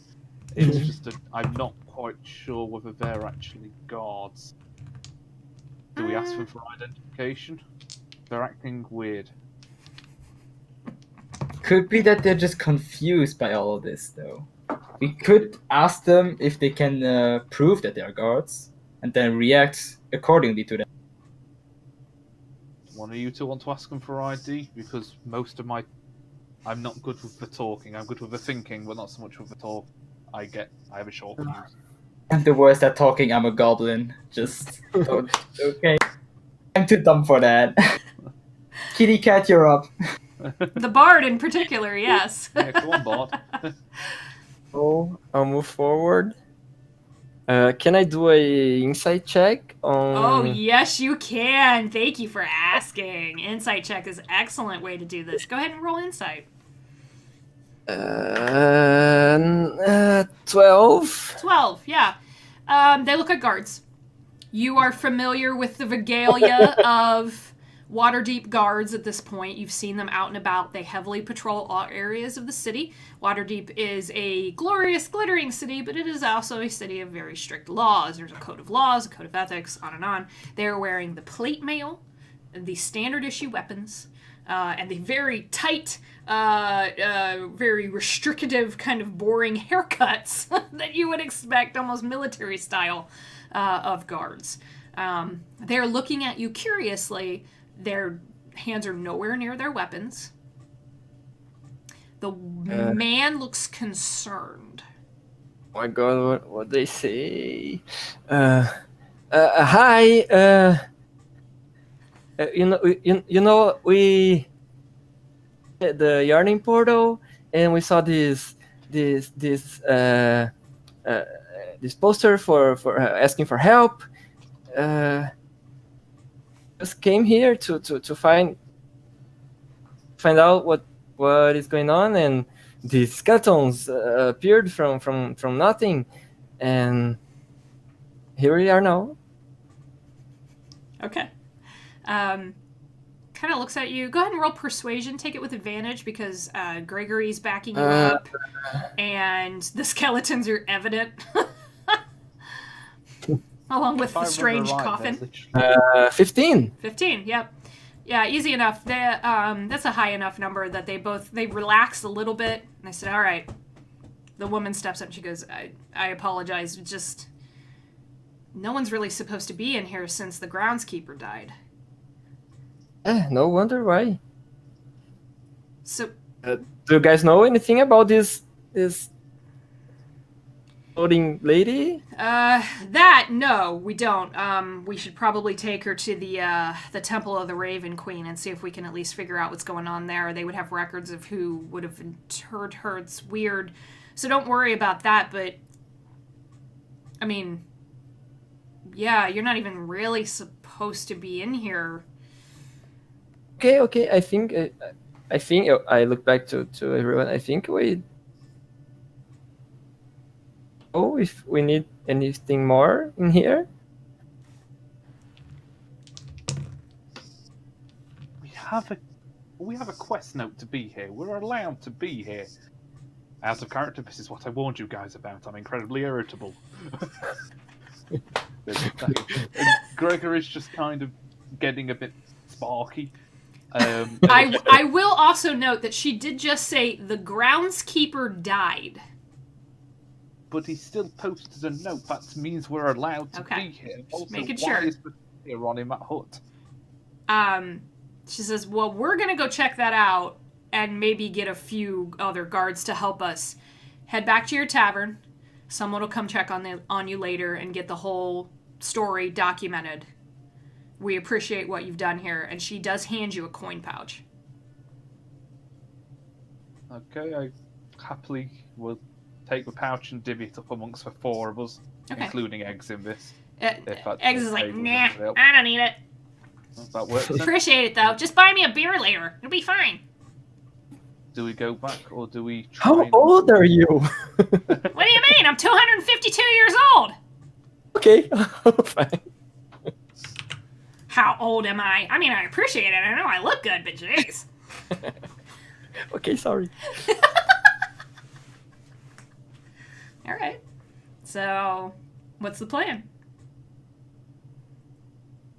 I don't like leaving something undone, but they seem reasonably enough. If you guys are okay with it, we can go back to the town. But if you want to fight, then I will happily fight with you.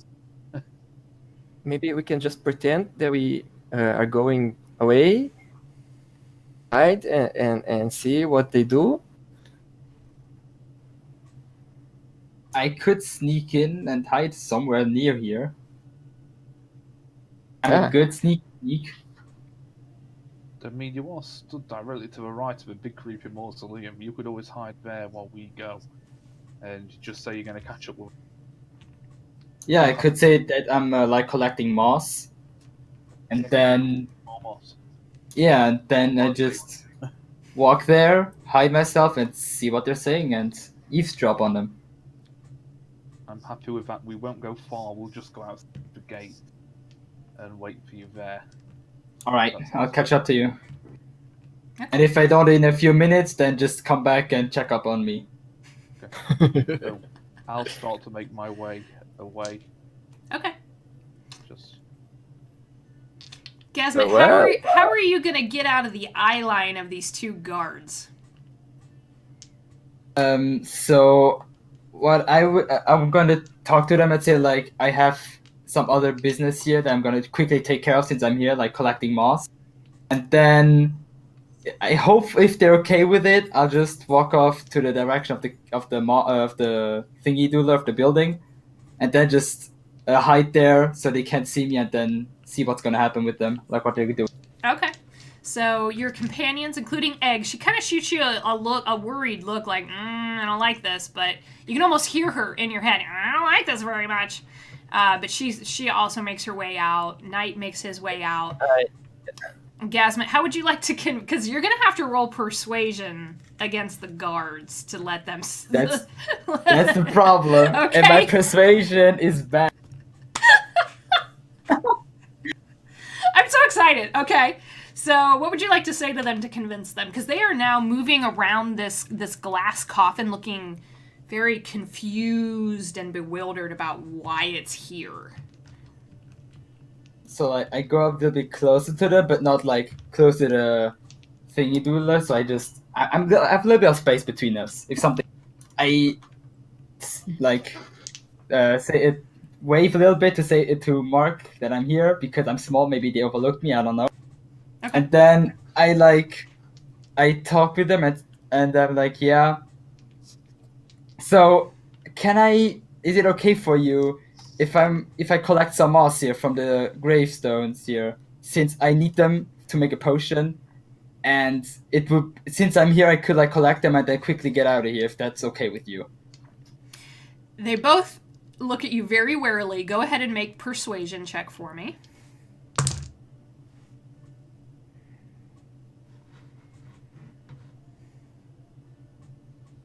$19. 19. Okay.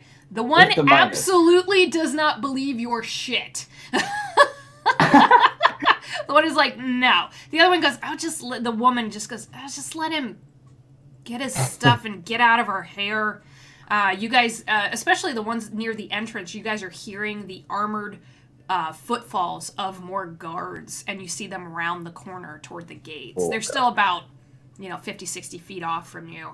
But there are 5 more guards headed this way at this point. And you watch Gasmet, you can start to hear it too, as the man who absolutely was not believing you and was just like, yeah, okay, no, puts a little stone back in his pocket that he was kind of talking into, and then puts it back in his pocket.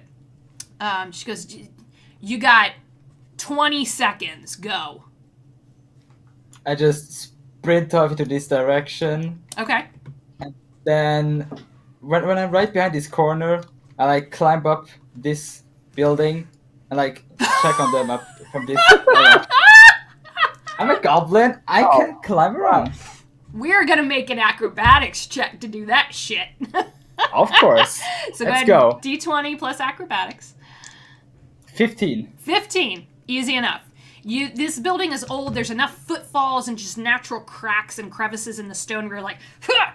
Ah! And you just, of course, you don't make that noise because you're trying to be quiet. And you get up flat on the roof and you watch them.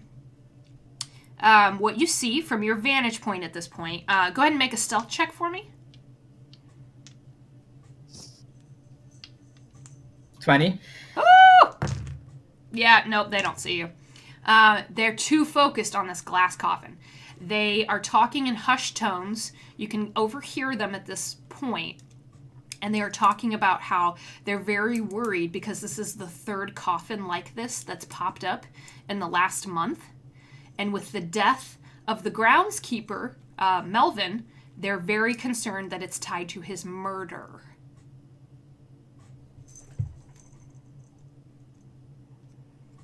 More guards go past you guys. They give you, Gregory and Knight and Eggs, they give you all a wary glance and they head in toward their companions.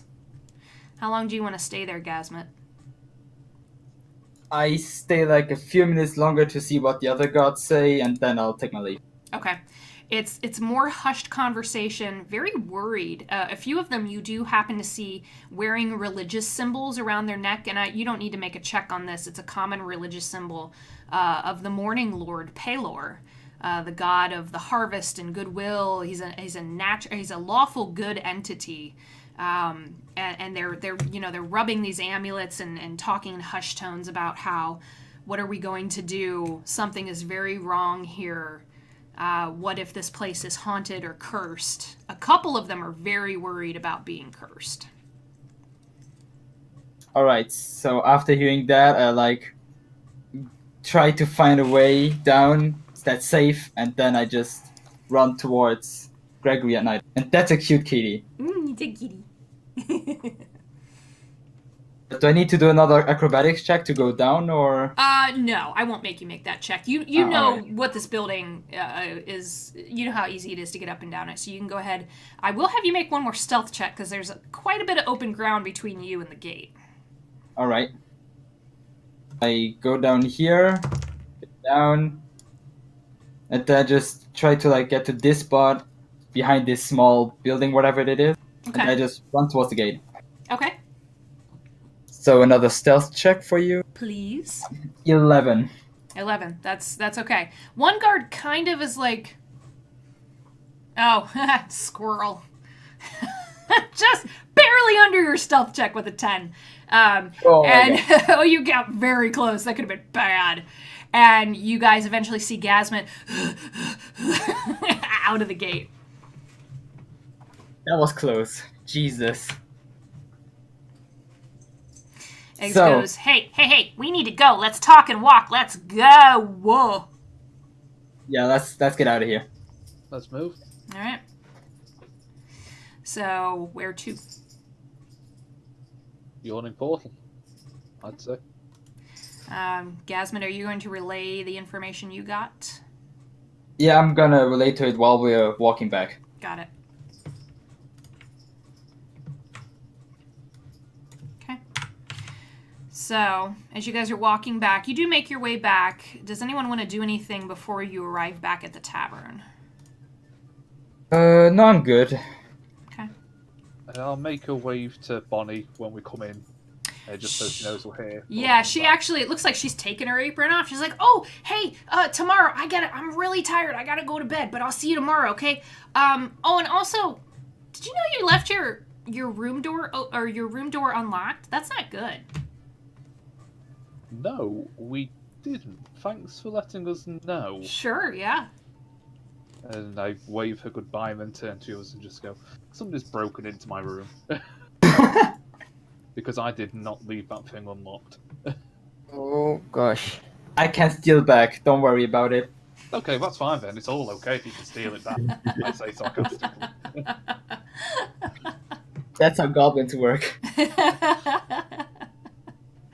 Eggs runs over and goes, hey, Durden, what do you got on tap?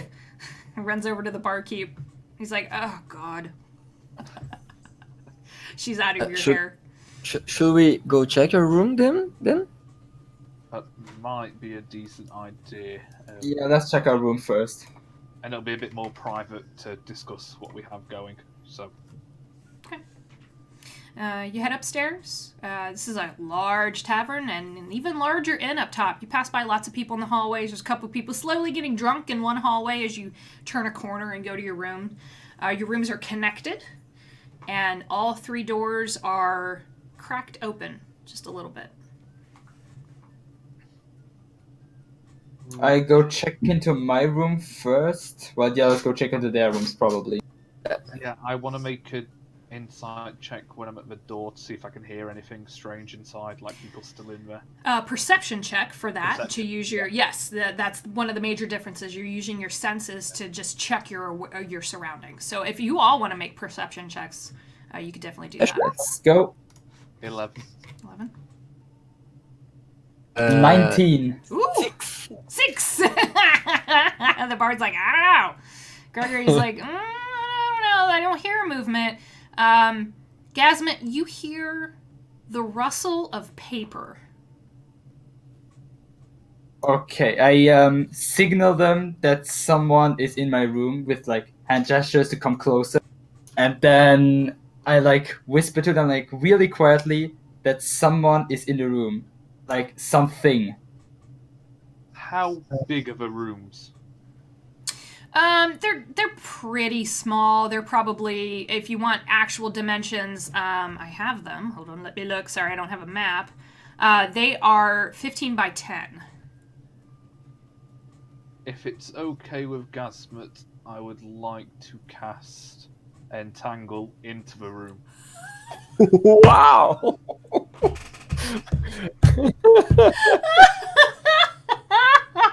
Oh my god. Target Couldn't I do like a an investigation or perception check to see if I can actually see something? I would let you make a stealth check if you want to try to fit your eye into the little crack in between the door and the door jamb. All right, I'll do that. It's a stealth check, right? Yes, please. 13. 13. You do not see anyone. You do see on the little writing desk that's in these rooms are very standard. Bed, dresser, wash basin, little writing desk. On the writing desk is a dagger sticking out of the wood with a note that is flapping in the breeze that's coming from the open window that you know you did not leave open. Okay, so Gregory, the spell is not necessary. There was someone there, but he's...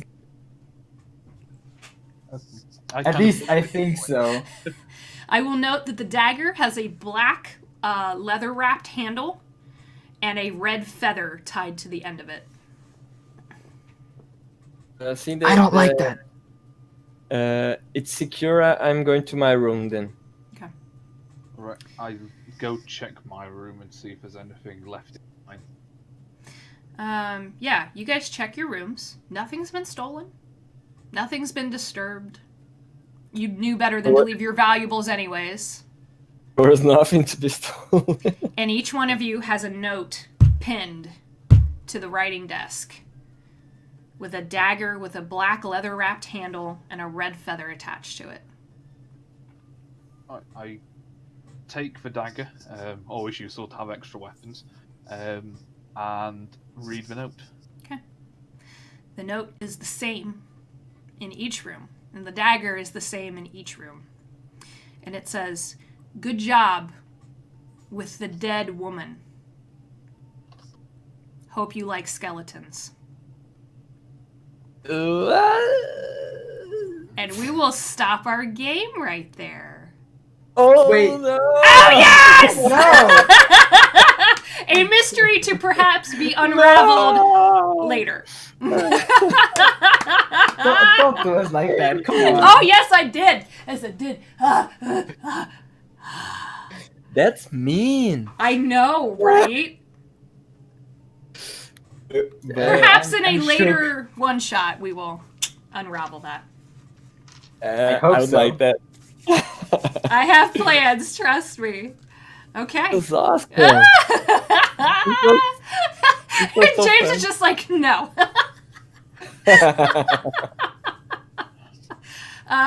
Thank you guys so very much for joining us on Twitch for our first At the Top of the Order game. I will do a little debrief with the players afterwards, but we will leave you to it on Twitch and on the internets. Thank you so very, very much. Again, please, if you get a chance next week to check our charity games, our streams that we're doing for the Trevor Project, we would really appreciate it. We have lots of giveaways. I have lots of cool stuff that we're giving away, including James's wonderful books that he's offering to send to people. That's so amazing! I'm so very, very thrilled. So thank you guys again so very much, and we will say bye and good night. Bye, everybody. Bye. Thanks for watching.